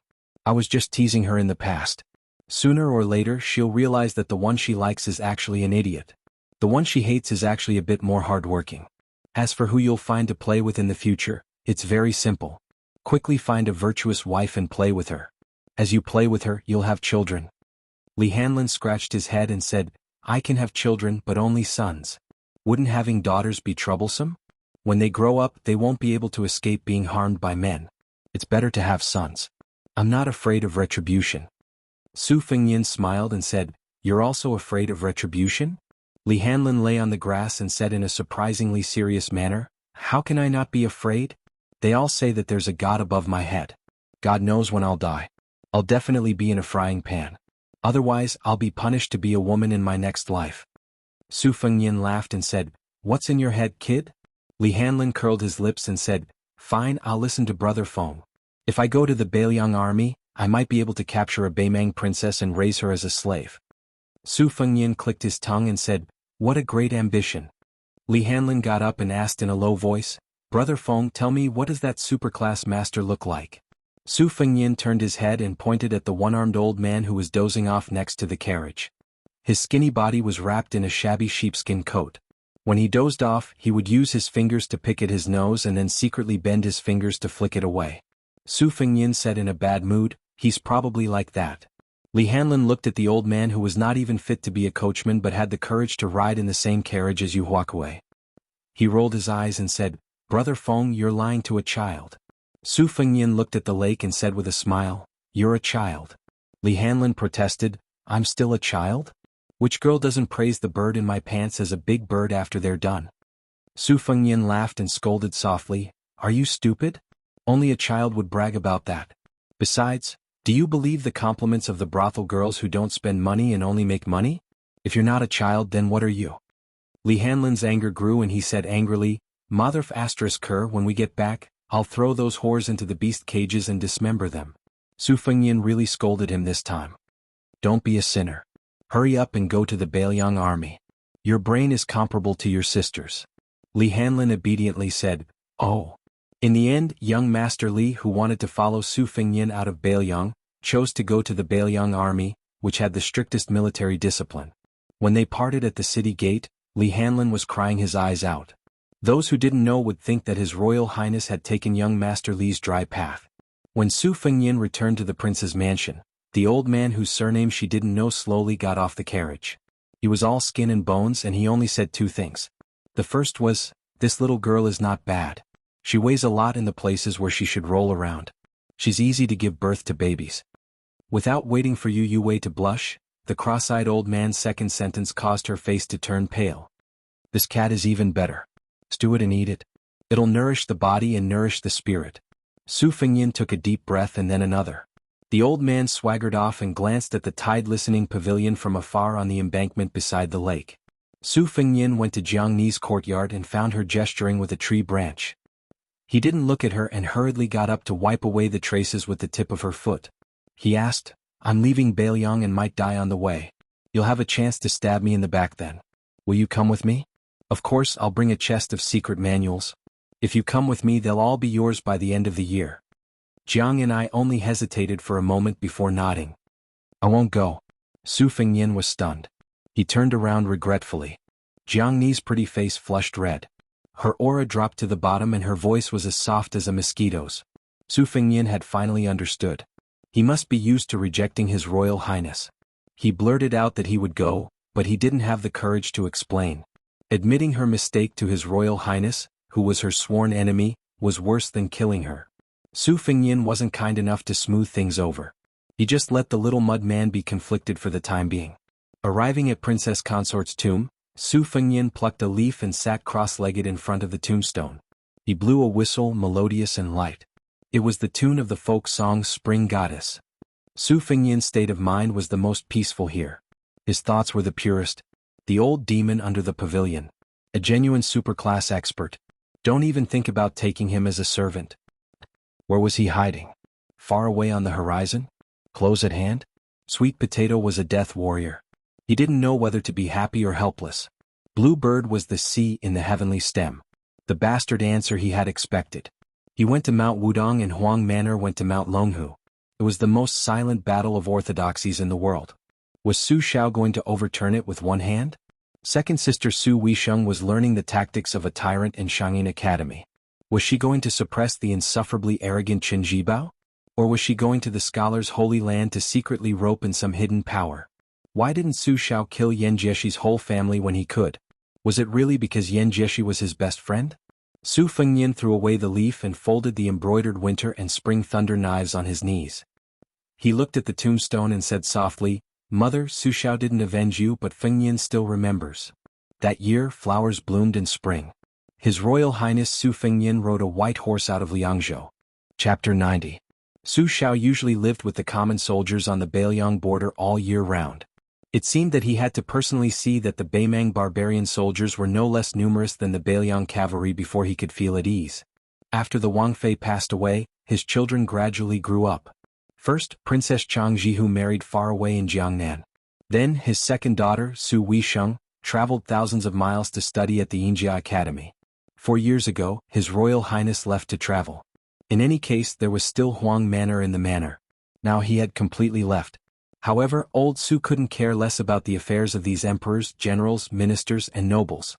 All the information he had about de Zhuge all came from hearsay when he went to the winery to buy distiller's grains. If he had only heard about it, then so be it. What else could he do? He had followed de Zhuge into battle for many years. He had only seen him once when he was young as a cavalryman. At that time, the one carrying the beetle was still the number 1 vanguard, Wang Jian and Wang Jinling. During the bloody battle of Yik, old Su, who had not yet gone blind, had charged out of the city gate with de Zhuge. He watched as General Wang knelt on the ground and held up the city gate with both hands, allowing the Liaodong soldiers to charge out of the city. At that time, General Su had not yet been bestowed the title of king and had not yet received de Zhuge's title. He had only turned his head to glance at the city gate. All of the Beiliang soldiers firmly believed that de Zhuge was the number 1 hero of the present age. He was one of the 4 famous generals of the spring and autumn period. Just based on battle records, de Zhuge could not compare to Yi Baikue, who had been hailed as the only one in 500 years by the Yinjia Academy. Before the Battle of Guanlan City, Yi Baikue was said to have never been defeated in 100 battles in his life. Not to mention Yi Baikue, the martial saint of West Chu, who had only lost 1 battle. Even Wang Sui, the prince consort of Dongyue in the past, was more confident and at ease than Su Xiao. How could he be in such a sorry state of fleeing with only a few hundred cavalrymen left? But in the end, other than the great general of the same court, only Su Xiao remained standing. Furthermore, of the 9 kingdoms of the spring and autumn period, the iron hooves under Su Xiao's banner had destroyed 6 kingdoms. The Confucian general, who became famous 20 years later than Su Xiao, had only 2 insignificant small kingdoms. How could he stand shoulder to the king of Beiliang? This was the power of the pillar state. It was only the middle of the month, so old blind Su wasn't willing to spend copper coins to buy distiller's grains. He could only lick his saliva to satisfy his craving. Blind old Su was old. He liked to sit on a wooden stump when the weather was warm and reminisce about the heroic spirit of the past. He thought about the way to survive that the old soldiers had taught him when he was young. He thought about the first time he went into battle with a crossbow in his hand. He thought about the brothers in the army beside him who had their heads chopped off like wheat being reaped. He thought about the rumbling of the hooves of the enemy's armored cavalry. He even thought about the final decisive battle at the western fortress in the spring and autumn. Wang Fei, dressed in white, had personally beaten the war drums. The drumbeats were like thunder. They would not stop until West Chu was broken. Who in the army was not moved? Old Su tilted his head. His face, which had been tempered by the flames of war, was pressed against the smooth wooden walking stick. Most of the old soldiers were like this. They were used to holding sabers and crossbows. They were lucky enough to leave the army alive, but they always felt that something was missing. After their legs were broken, this walking stick had been of great help. These past few years he had always heard a group of scholars say strange things. They said that more than half of the old soldiers who had fought with the Pillar State had died, and that no one had a good ending. In the end, only Su Xiao had become a king with a different surname. If old Su's legs had been broken, he would have stomped his feet and cursed. What the F***ck did these scholars with water in their brains know? Those who had truly gone into battle knew the saying that sabers and swords had no eyes. Were all the injuries on the Pillar State's body fake? Were they all smeared on his body with sabers, bows, arrows, and spears?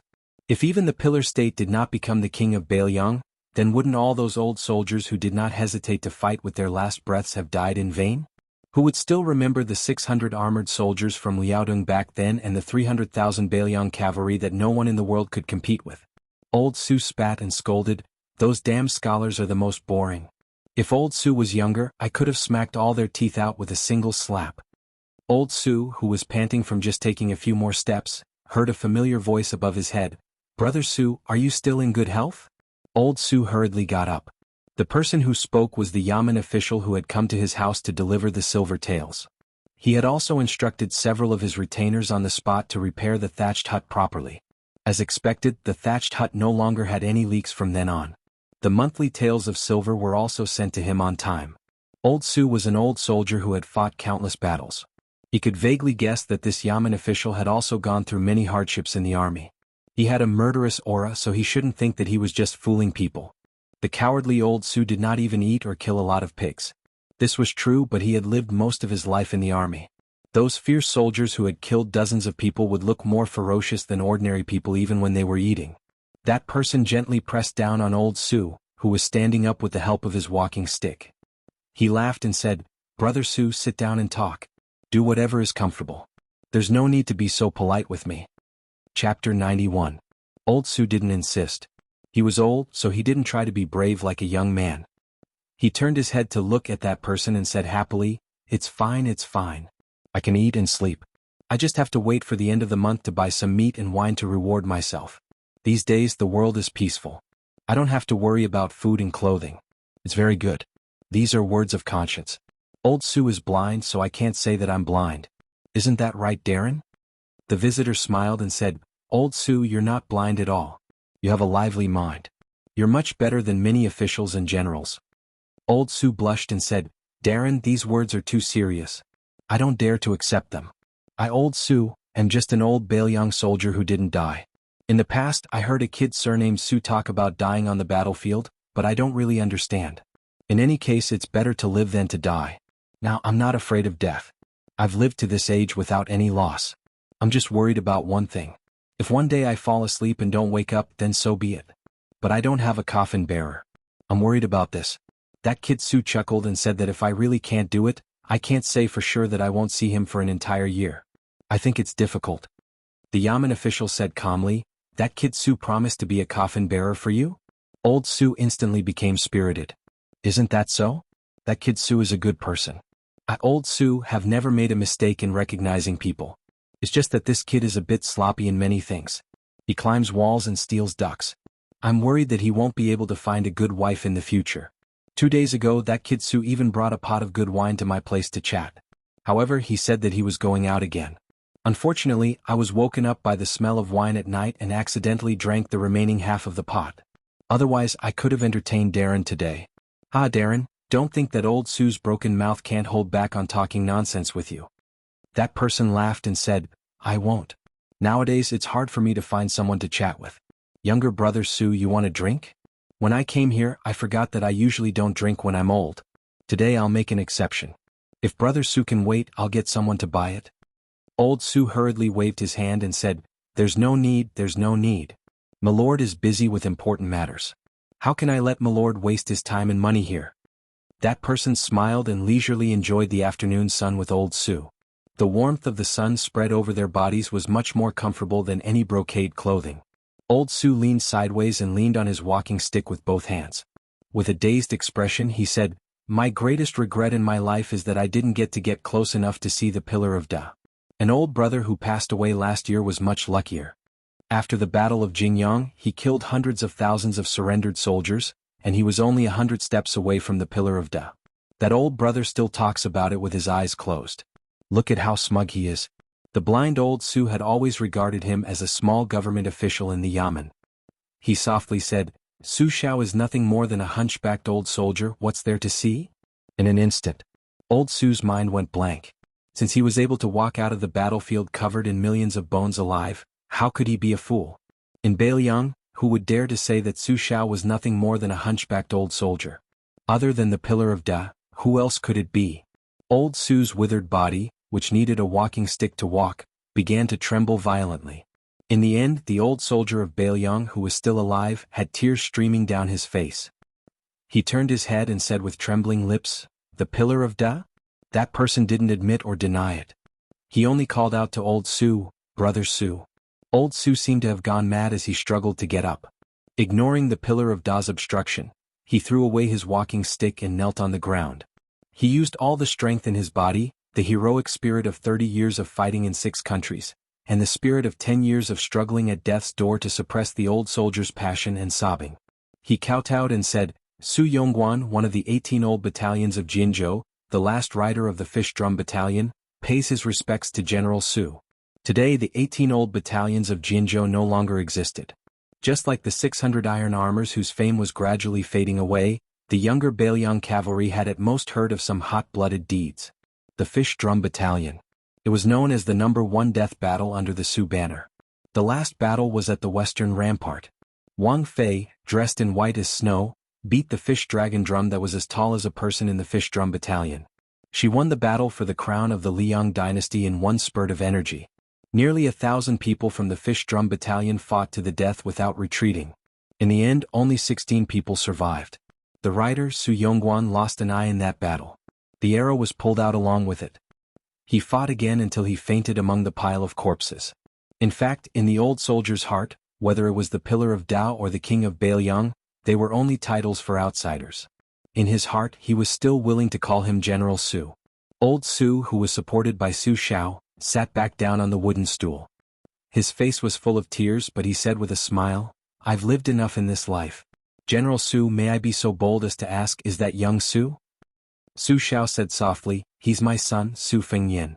The old soldier's face was pressed against the walking stick that the Pillar of Tao personally took back. He repeatedly muttered, "I've lived enough, I've lived enough."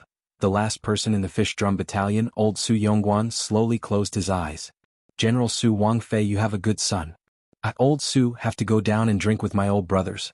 Tell them that the sound of the horses' hooves of the 300,000 Bailiang cavalry will only make the enemy more and more terrified. It can't be small, it can't be weak." Under the Su banner, the fish dragon drum sounded. Old Su Yongguan died peacefully. Chapter 92. The book review section is also a chaotic battle of spring and autumn. It's very exciting. His Royal Highness rode out of the city on a white horse with 2 sabers attached. Behind him was a tall and sturdy general leading more than 100 light cavalry. However, the carriage at the front was very ordinary. The coachman was a delicate and pretty woman.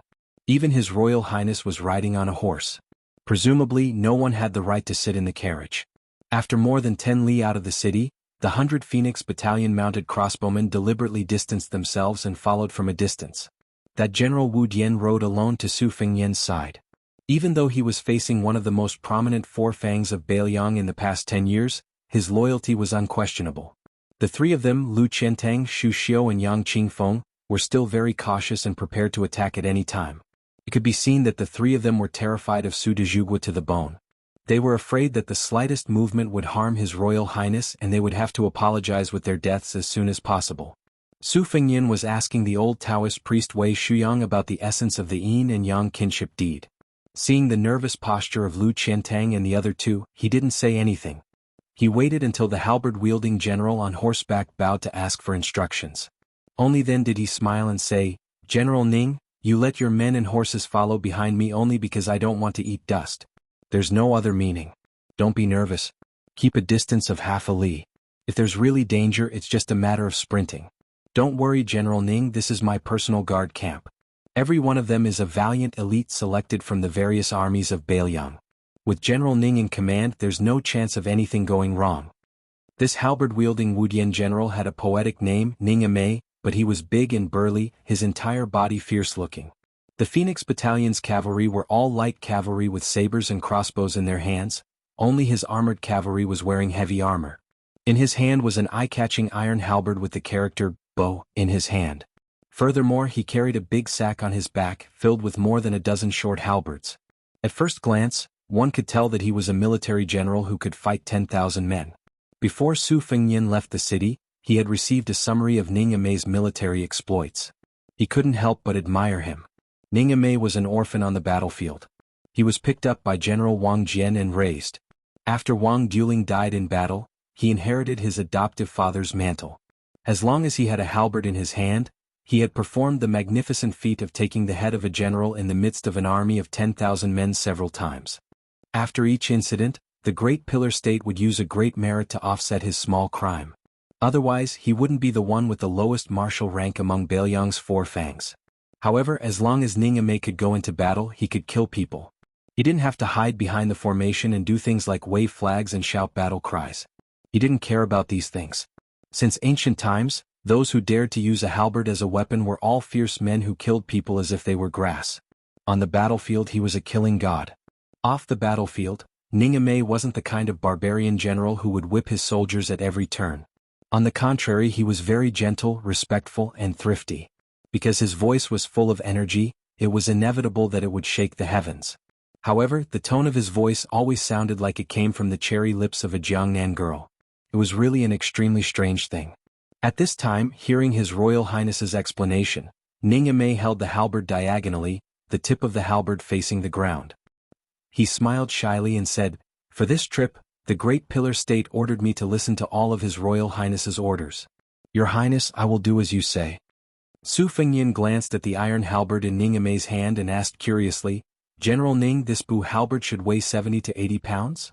Ningame said in surprise, "His Royal Highness recognizes this halberd as the Bu halberd?" Su Fengyin laughed involuntarily and said, "I occasionally heard my second sister mention it. It's not to the extent that she would recognize it as a fancy ceremonial halberd." Ningame didn't notice that the atmosphere around him was a bit stagnant. He said to himself, "His Royal Highness guessed correctly. This halberd weighs 75 pounds. Normal people can't lift it." Su Fengyin, who had 2 sabers at his waist, laughed loudly and said, "If there's a chance, I want to see General Ning's flying halberd. I heard Su Xiao say that your short halberd can make a person fall off a horse with one strike. There's never been a miss." Ningame was a bit embarrassed and only smiled. In the end, he excused himself and rode back, dragging the halberd behind him. Shu Xiao, who had a charming appearance but an unknown heart, pulled on the reins and coldly watched from the sidelines. The corners of her mouth hooked up, full of disdain. This Beiliang's trusted aide really didn't understand the ways of the officialdom. Since His Royal Highness could see through the weapon, it didn't matter if it was just a blind cat bumping into a dead mouse. Didn't he know how to take advantage of the situation and flatter him a bit? He even said in front of His Royal Highness that he couldn't lift the halberd. Was he mocking His Royal Highness for not having the strength to truss up a chicken? You're a brute who doesn't understand. Even if His Royal Highness isn't an expert in the use of sabers, those 2 peerless sabers are chilling. Just by looking at them you can tell that they're killing sabers soaked in blood. How can normal people handle them? The tall and sturdy swordsman Lu Qiantang, whose figure didn't lose to Ningame, just closed his eyes and focused. His thumb hooked around the hilt of the giant sword Red Cloud he picked out from the armory. Yang Qingfeng was shrouded in a loose black robe, which made her snow-white hands even more dazzling. Su Fengyin continued forward and sighed softly. Back in the day, West Chu claimed to have 1,000,000 people with halberds within 5,000 li. But those hundreds of thousands of invincible great halberd warriors still lost to Su Zhao's cavalry. It seems that in this world, the Beiliang cavalry is still the sharpest spear. The old Taoist priest Wei Shuyang stroked his beard and laughed softly. "In my early years, I was fortunate enough to see the marvelous sight of thousands of Beiliang cavalry galloping in a line. It was like the tide of Guangling River, overturning rivers, overturning seas and destroying mountains. I was fascinated." Su Fengyin blinked and said, "Grandpa Wei, I've seen this many times." The old Taoist priest was stunned for a long time. Finally, he understood and smiled with gratification. This made Shu Xiao, who was in the dark, puzzled. Shu Xiao and the other 2 had been raising eagles and dogs in the prince's mansion for quite a long time. The longest was Yang Qingfeng, who had been raising eagles and dogs for 7 or 8 years. At that time, His Royal Highness was already the infamous #1 silk pants in Beiliang. Chapter 93. There was no such thing as a demonic sect or cult in Jianghu, and no sect or faction that didn't know the difference between life and death would label themselves as demonic. Even for some vicious sects, once they were associated with the word demonic, most of them would run to crowded places to cry for their parents. This was especially true for Jianghu, which had been crushed by the Beiliang cavalry. No one had the guts to walk this path that was destined to be short-lived. About 60 years ago, Jianghu was a chaotic place, just like the 9 kingdoms of spring and autumn in the Central Plains. However, there was a sect that most of Jianghu looked up to and called itself the demonic sect. What happened to it? Mount Longhu easily produced an immortal that was hard to come by in 100 years, Qi Xuanzhen. He posted a message to the world, inviting a battle to the devil-slaying platform on top of the lotus flower. The great spiritual master Qi single-handedly slaughtered 6 pretentious devil Dao experts. Since then he was unable to recover from the setback and had faded from the public eye for 50 years. Only God knew how many times he had been ridden on by the previous generation of sections. Shu Xiao came from a leftist sect in West Chu, which had studied some witchcraft that had been severely suppressed by the orthodox path. Although she was a rare witch in the sect and had a chance to inherit the position of sect leader, Xianxia had her own ambitions. She looked down on the petty sect of less than 100 people, so she escaped to live a carefree life. Relying on her good looks and low-class seduction techniques, she accidentally obtained an incomplete high-class mental cultivation method from a middle-aged Taoist on Mount Kongtong. After she practiced it, her power skyrocketed. Once she learned that it was only a third of the complete version of the White Emperor's pure embracing secrets, she followed the clues and found her way to the Tide Listening Pavilion's armory. It was fortunate that she didn't die. As soon as she entered the prince's mansion, before she could even see the Tide Listening Pavilion's shadow, she was beaten half to death by the residence's hidden masters. After that, she exchanged several successful assassinations for a chance to live. This time she obtained the pure embracing secrets, and naturally cherished it. Don't think that Bailiang Palace was only a place for assassination. Every time a group came, Bailiang would immediately send out a group to take revenge. Every time they would eliminate the source of trouble. This was the viciousness of the great pillar of the country, Su Xiao. Xu Xiao, a fearless heterodox person, would only become as timid as a mouse as the accumulation of murder cases. No matter how fearless a heroine was, she wouldn't be able to withstand the hundreds and thousands of methods of the pillar state that made people wish they were dead. Su Fengnian did not have a good impression of Xu Xiao and the other two, so there was no need for him to exchange pleasantries. He simply urged his horse to the side of the carriage, lifted the curtain, and saw Yu Wei playing with Wu Meinyang in her arms. She was in a good mood. Whether it was the courtesan Yu Wei, or the orphan girl of the West Chu Emperor's sword attendant, Yu Xuanji, no matter where she went, she was a caged sparrow. But if she could move to a bigger cage from the imperial palace to the entire Jianghu, then her mood would definitely be better. Jiang and I was crouching in a corner. He wasn't sitting down but squatting down to read a secret book. His brows were slightly furrowed. Everything he did seemed to be very serious and diligent. As for the old man wearing the sheepskin coat, he took up more than half of the space in the carriage. He took off his boots and used his hands to rub his smelly feet. After he was done, he put his feet in front of his nose and sniffed. Su Fengnian let down the curtain and said helplessly, "It's been hard on Yu Wei and the little mud man." His Royal Highness muttered to himself, "Should we change to another carriage? Forget it, we're in the same carriage. If something happens, this strange old man will at least make a move. Otherwise, if something happens to me, he might not even bother to make a move, let alone two women." Su Fengnian took out a newly drawn map from his bosom. After the Liang dynasty unified the Central Plains, the original 6 prefectures expanded to the current 19 prefectures. It could be seen that during the Spring and Autumn War, the Liang dynasty was like a snake trying to swallow an elephant. It was reasonable that Su Xiao became the only pillar of the dynasty. Bailiang was a general name that included the entire Liangzhou and half of Lingzhou. Their group had just left the city not long ago. The city was in the southernmost part of Bailiang, and it was still a day's journey away from the northern border of Yongzhou. The official road that Su Fengnian took was the same one that he had taken 4 years ago. This journey was also easy at first. It could be said that they were wearing fine clothes and riding fine horses. It was only after they entered the hinterland of Yongzhou that the journey began to be miserable. Perhaps because she couldn't stand the cross-eyed old man in the carriage, Yu Wei held the white cat and poked her head out. She looked at Su Fengnian with a pleading look in her eyes. Su Fengnian snapped his fingers. Yang Qingfeng suddenly opened his eyes. With a whistle, a maroon steed that didn't have a rider trotted toward his Royal Highness. It was said that Yang Qingfeng could even raise wild ghost mountain chief, so riding a horse was nothing difficult for him. Yu Wei, whose horsemanship was quite good, sat on the back of the horse and carefully comforted Wu Meinyang. For a moment, the entire road behind them was filled with dust. The sound of horse hooves and the earth trembled. It was clearly not a formation that 100 light cavalry could create. Su Fengnian turned his horse around and squinted his eyes to look in that direction. The carriage also stopped. Jiang and I, who had left the prince's estate for the first time in her life, poked her head out. Su Fengnian smiled. Across from him, Yu Wei had a look of fear on her face. He waved his hand and said, "Change horses. Come sit with me."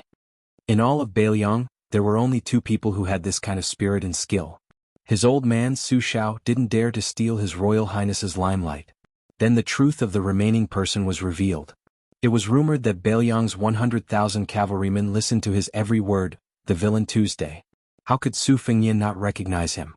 Yu Wei didn't have the face to do so, but when she saw Su Fengnian narrow his eyes, she could only dismount and mount again, sitting in his lap. Including Great Halberd Ningame, there were 3 of Beiliang's 4 fangs. Su Fengyan clicked his tongue and said, "What a grand display." Amidst the dense crowd of cavalrymen, a white-clothed man spurred his horse forward. Thinking back, this white-clothed man seemed to have galloped out of the formation with such style, killing the world-renowned General Marshal Saint Yi and his wife and daughter in front of the battlefield. The incomparably elegant man bowed slightly on the horse and said softly, "Qin Jibao has come to send His Royal Highness off." In the vision of Beiliang's 3 fangs and the dozen or so valiant generals in the front row, they only saw His Royal Highness holding a beauty in his arms, and the beauty holding a white cat in her arms. On one side was the most outstanding person of the younger generation who came from a valiant family of generals and followed Su Daju since childhood. On the other side was the gentle young master who played with the cat in the countryside. It seemed that in an instant the difference between the two was obvious. Su Fengyan turned his horse around again, a finger twirling the woman's hair. He said slowly, "I won't see you off." Chapter 94. Begging for collection. I'm only 2,000 away from 40,000. Ning Mei led the 100 Phoenix Battalion Light Cavalry and continued to follow His Royal Highness. He didn't make a sound when he passed by White Qin Jibao. Although Ning Mei was a top-class warrior, he wasn't interested in climbing up the ranks in the Beiliang army. He gave off a dull feeling. Today, Little Butcher led 300 heavy cavalry to send him off and created such a commotion. Ning Mei couldn't help but frown when he passed by that eye-catching white robe. He realized that His Royal Highness didn't look at him with the same friendliness as before. Ning Mei gripped the bow-iron halberd in his hand. Its weight was second only to Wang Tongshan, the #1 general under King Yan's command.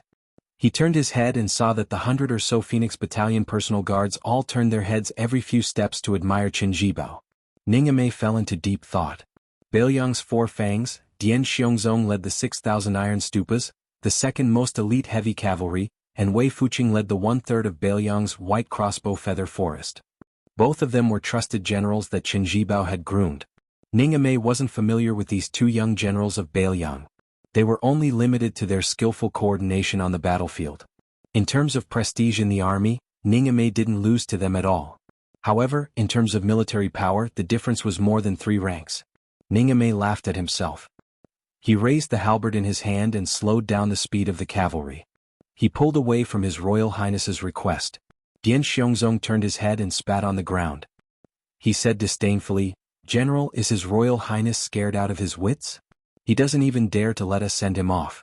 It's better if he doesn't. Old Dian isn't willing to be snubbed. We Iron Stupas are all brave men who use Beimang barbarians' heads as urinals. We can't afford to lose face like this."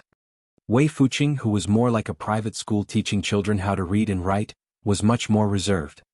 He chuckled and said, "For years ago when your highness went out to travel, you only brought an old coachman with you. His Royal Highness is in high spirits. Naturally he doesn't like our intrusion. Old Dian, you're an old man who only knows how to kill. How can you understand His Royal Highness's romance?" The 6,000 iron stupas could be ranked second in the Beiliang army, second only to the Beimang army's dragon cavalry that was personally led by Su Xiao. One was black and one was white. They made Beimang's 350,000 soldiers tremble in fear. During the Spring and Autumn War, Su Xiao taught the world a bloody truth. Victory and defeat on the battlefield were never simply a competition of numbers of soldiers. It was not even a matter of the ratio of armor, but the combination of different types of soldiers. The Western Wall was the fish drum camp, which was the #1 in a battle to the death. They were not afraid of death. They opened up a bloody path for the 3,000 great snow dragon cavalry to penetrate the hinterland of Yi by Kuei's halberd army. Qin Jibao sat in the middle of the army, strategizing. Wang Fei personally beat the drums. Su Xiao abandoned his helmet and bore the brunt of the charge. The 3,000 white horses and white armor galloped like thunder. Among them were the corpses of more than 1,000 soldiers from the fish drum camp. Since the scholars of West Chu said that there was no West Chu after the Western Wall, then Su Xiao made West Chu completely disappear. The spring and autumn period of the 9 kingdoms, where famous generals emerged in large numbers, was the most dazzling era for martial artists. Dian Xiongnan, Wei Fuqing, was precisely a young general who rose to prominence from the flames of war. His fame was accumulated by stepping on the white bones of the spring and autumn period generals one after another. There was an indescribable pride and ambition in his body. How could he possibly look down on the vultures of the younger generation? So what if you are His Royal Highness? Beiliang's army places great importance on military merit. Every year there are so many silk pants who are thrown to the border by their father's generation. Which one of them is not drilled by them until they are hovering between life and death, and do not even have the strength to cry? Which one of them did not in the end forget even their 18 generations of ancestors, and only remember their superiors in the army? You Su Fengyan, other than the title of His Royal Highness, what else does he have? Dian Xiongnan spat and laughed nastily. Damn his mother's romance.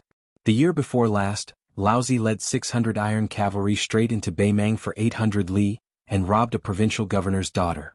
She was stripped naked on horseback, and after that she was stabbed to death and hung on a spear. That is Laozi's romance. Wei Fuqing bent down and stroked his beloved horse's mane. He joked, as a result, you were hung on the fence of the barracks by the great pillar state and froze for the whole night. I heard that your thing was frozen to the point that it could not be seen. Can you still use it now? Dian Xiongnan patted his belly and laughed boldly. It can still be thick and thin. Lao Dian has no objections on horseback and bed. Wei Fuzi, if you don't believe me, you can borrow your daughter and give it a try. I guarantee you won't be convinced. Wei Fuqing felt a headache coming on. He said, you dare to have ideas about my daughter? Do you believe that I, by New Yulin, will destroy your 6,000 iron stupas? Dian Xiongnan curled his lips and said, Fuzi is farting again. If you have the ability, each of us will pull out 100 people and throw them on the drill ground to fight. Let's see which family's bastard will lie on the ground and cry for his mother. From beginning to end, the little butcher Chen Zhibao, whose reputation was not as important as that of Beiliang's 4 fangs and 4 tiger generals, did not interrupt. He did not remind his right-hand men to be careful with their words, nor did he echo and make sarcastic remarks about His Royal Highness, who was unpopular.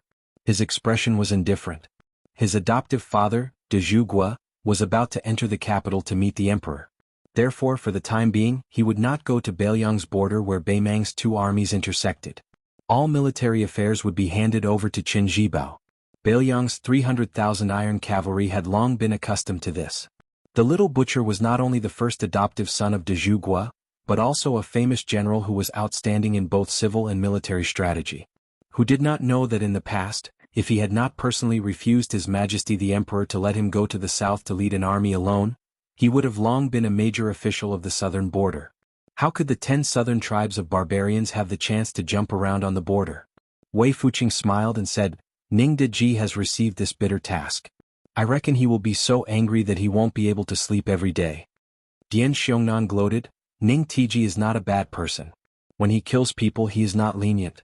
He is strong enough in both horse and foot battles. Lao Dian is as famous as him. I am convinced. As for you, Wei Fuzi, to be honest, you are somewhat inferior. Wei Fuzi did not take it seriously. Dian Xiongnan had always been outspoken. When he talked to him about the principles of war and strategy, he would not listen. Qin Zhibao looked at the sky above his head and muttered, the sky has changed. Yu Yue coyly wanted to ride the horse alone. Su Fengyan could not persuade her, so he simply gave the white horse to her and got on the carriage. In the carriage, the cross-eyed old man finally put on his boots. He stretched his neck to look at the secret book in Jianghu's hands. Jiang and I, who was squatting in the corner, was the most stingy. He put up the cover and read silently. The 2 people were in a deadlock, competing in patience. When the old man saw His Royal Highness get into the carriage, he appeared to be somewhat impatient. His nose and eyes were vertical, and he did not give him a good face. After Su Fengyan sat down, he took off the embroidered winter and spring thunder double blades and placed them on his knees. The simple and unadorned spring thunder double blade was below and the beautiful embroidered winter thunder double blade was above. The 2 blades, one long and one short, overlapped. It was also a beautiful sight. Even Jiang and I could not help but take a few more glances. She had seen Su Fengyan's double blades roll up 1,000 piles of snow on the ice surface of Tidehark Lake. In her heart, her hatred for Su Fengyan deepened. Only such a beautiful woman was worthy of these double blades. Su Fengyan, no matter how diligent you were in practicing your blades, you were still a 2-headed snake with 3 legs. You would only disgrace the double blades. Su Fengyan, who came to listen to the book, automatically ignored the old man with the sheepskin fur coat. He closed his eyes and ordered, read the Thousand Swords Grass Compendium. Chapter 95. Jiang and I opened the box full of secret manuals by his feet and finally found the ancient seal cover of the Thousand Sword Grass Compendium. He flipped it open and started reading. During this period of time, not only did he earn a lot of money from reading, he was also forced to learn nearly 100 rare words. The price was 10 coins per word. Jiang and I had to emphasize every word the second time he saw it. He was indeed a little mud man who hated evil as if it was his enemy. Su Fengnian listened to the voice that was much more comfortable than when he read it for the first time. His breath slightly changed along with the style of the outline of 1,000 swords. The scholar officials wrote poems based on their feelings. The more emotional they were, the more moved they would be when they read it. The same principle applied to the writing of a warrior. The things they wrote were completely different from the Buddhist scriptures. This outline of 1,000 swords was even more sonorous. No wonder White Fox Face highly praised this book and said it was one of the top 3 books in the rich collection of books on the second floor. Su Fengnian listened attentively. But he was interrupted by someone. "It's all bullsh**. Jiang and I, who was interrupted, stuck his head out from behind the book and stared at him. The old man was quite disrespectful to His Royal Highness and deliberately kept a distance from him. But when he saw Jiang and I, he squeezed out a smile and took the initiative to explain. "This old man is saying that this book is full of nonsense and will lead people astray." Su Fengnian opened his eyes and smiled. "What do you mean?" No matter how good his skills were, his bad temper was definitely rare in the world. The old man rolled his eyes and sneered. "This old man is telling you in detail about the way of the sword. Are you sure it's not playing the lute to a cow?" Su Fengnian was helpless. This old monster seemed to be no younger than Wang Xinji and Su Zhao's words. He could only endure it. Jiang and I obviously liked to see Su Fengnian not being taken seriously. Although he did not feel close to this strange old man, at this moment his good impression of him skyrocketed. The old man saw the change in Jiang Ni's expression and was in a good mood. He spared no effort to attack Su Fengnian. "You're just a layman in the way of the blade. Don't ruin the outline of 1,000 swords. No matter how much nonsense this book is, it's not something you can understand. If this old man is deceived by the title of the book and really thinks that it's talking about various sword moves, then you'll laugh yourself to death. What you don't know is that Du Sikong, who only scratched the surface of the way of the sword at 50 years old, is good at strange sword moves. But this old man has already reprimanded him. That's why he wrote the outline of 1,000 swords, which is derived from sword moves to seek sword essence. But Du Sikong is only half a bucket of water. Swaying back and forth, there are only small splashes outside the bucket. What's funny is that the later generations can't see that these small splashes are the only good part of the book." Su Fengnian was shocked. "Du Sikong, who wrote the outline of 1,000 swords, asked you for advice." The old man stretched out 3 fingers and said matter-of-factly, "After standing in the snow for 3 days and 3 nights, this old man reluctantly gave me 3 words of advice." Su Fengnian was shocked. Jiang and I, on the other hand, was 100 times better than the crown prince. She had a playful look on her face as if she believed him. She said in a neutral tone, "You're really good at bragging. If you have the ability, write a book and put it in the armory." The old man always had a sour face in front of Su Fengnian, but when it came to Jiang and I, he put on a kind face. "Little girl, this old man is used to being alone. He disdains to put all his thoughts into writing. Besides, there are only 5 or 6 books in the Tide Listening Pavilion that can catch this old man's eye. It's not that great of a place." Jiang Ni's eyes widened. "Still boasting? Are you done yet?" The old man was stunned for a moment. Instead of getting angry, he was happy and laughed loudly. Su Fengnian lost interest in the outline of 1,000 herbs because of the old man, so he had Jiang and I changed to another secret book. In the end, he read less than 1,000 words and was interrupted by the old man's arrogant comments. He changed to another book and, as expected, it was not worth a single cent. Su Fengnian only felt that he benefited a lot, but Jiang and I was already going crazy. Studying and earning money was hard work, and it was earned by serving this enemy Su Fengnian. The old man was pretending to be an expert and giving advice.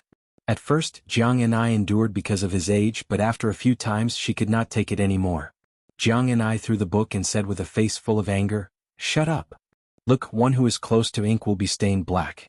She was getting better and better at learning the catchphrase from His Royal Highness. Su Fengnian did not pay attention to Jiang Ni's outburst. He laughed and asked, "How about I go find Lu Qiantang to practice my blade and give him some pointers?" The old man stretched and comfortably laid down in the carriage. He said in a bad mood, "This old man is willing to say a few words about the original owner of your 2 blades. Forget about you. As for your perception, it's SOSO. It's probably half of this old man's when he was young. It's a pity that you started practicing your blade too late. Your internal energy is not your own. I don't believe that you can practice 3 to 6 times." Jiang Ni's eyes were full of smiles. Jiang and I added insult to injury. "These words are true. Su Fengyan lowered his head and stretched out a finger to stroke the winter-embroidered scabbard. Half of his perception?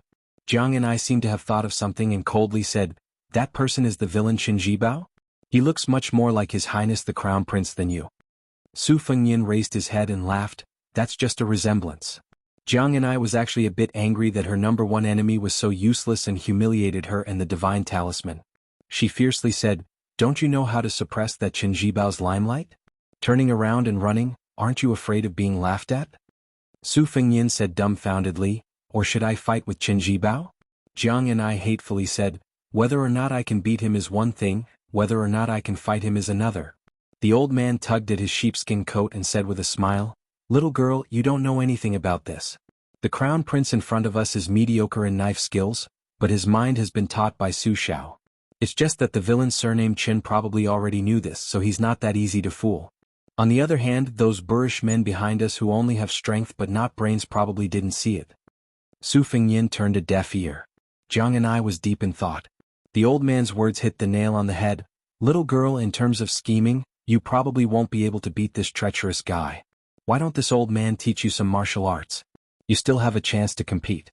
Even if he has the entire Great Yellow Courtyard, as long as he hasn't truly touched the threshold of martial arts, you can still defeat him with one sword. Who said that a woman can't have the strength of 1,000,000 masters with one sword? This kid's mother is one of the only 3 sword masters that this old man has seen in his life." Su Fengyan didn't say anything. His left hand held the spring thunder. The old man looked at the twin blades and laughed, "So he's used to using his left hand. Little girl, you see, this old man said that this kid is very cunning." Su Fengyan laughed and stood up. He slowly said, "I won't listen to the book today." When Su Fengyan left the carriage, Jiang and I was in a daze and was a bit annoyed. The old man asked, "Little girl Jiang, how was it? Do you want to learn some skills from this old man?" He didn't expect Jiang and I to say without hesitation, "Learn what?" The old man was puzzled. Why not? Back then, the number of idiots that begged this old man to be his disciple could line up from Beiliang all the way to Donghai. Jiang and I coldly said, "If I learned from you, Su Fengyan would have killed me a long time ago." The old man raised his sparse eyebrows. "He dares?" Jiang and I put the book back into the box and sighed, "Besides, you're only good at talking. Learning from you won't amount to much." The old man held his stomach and laughed. He almost rolled around in the carriage. Jiang and I angrily said, "What are you laughing at?" The old man sat up straight and mysteriously whispered, "Do you know who this old man is?" Jiang and I calmly said, "Why should I care who you are?" The old man rubbed his chin and lay in the carriage. He crossed his legs and muttered to himself, "That's true. Even this old man has almost forgotten who he is. Who would remember the wooden horse and ox?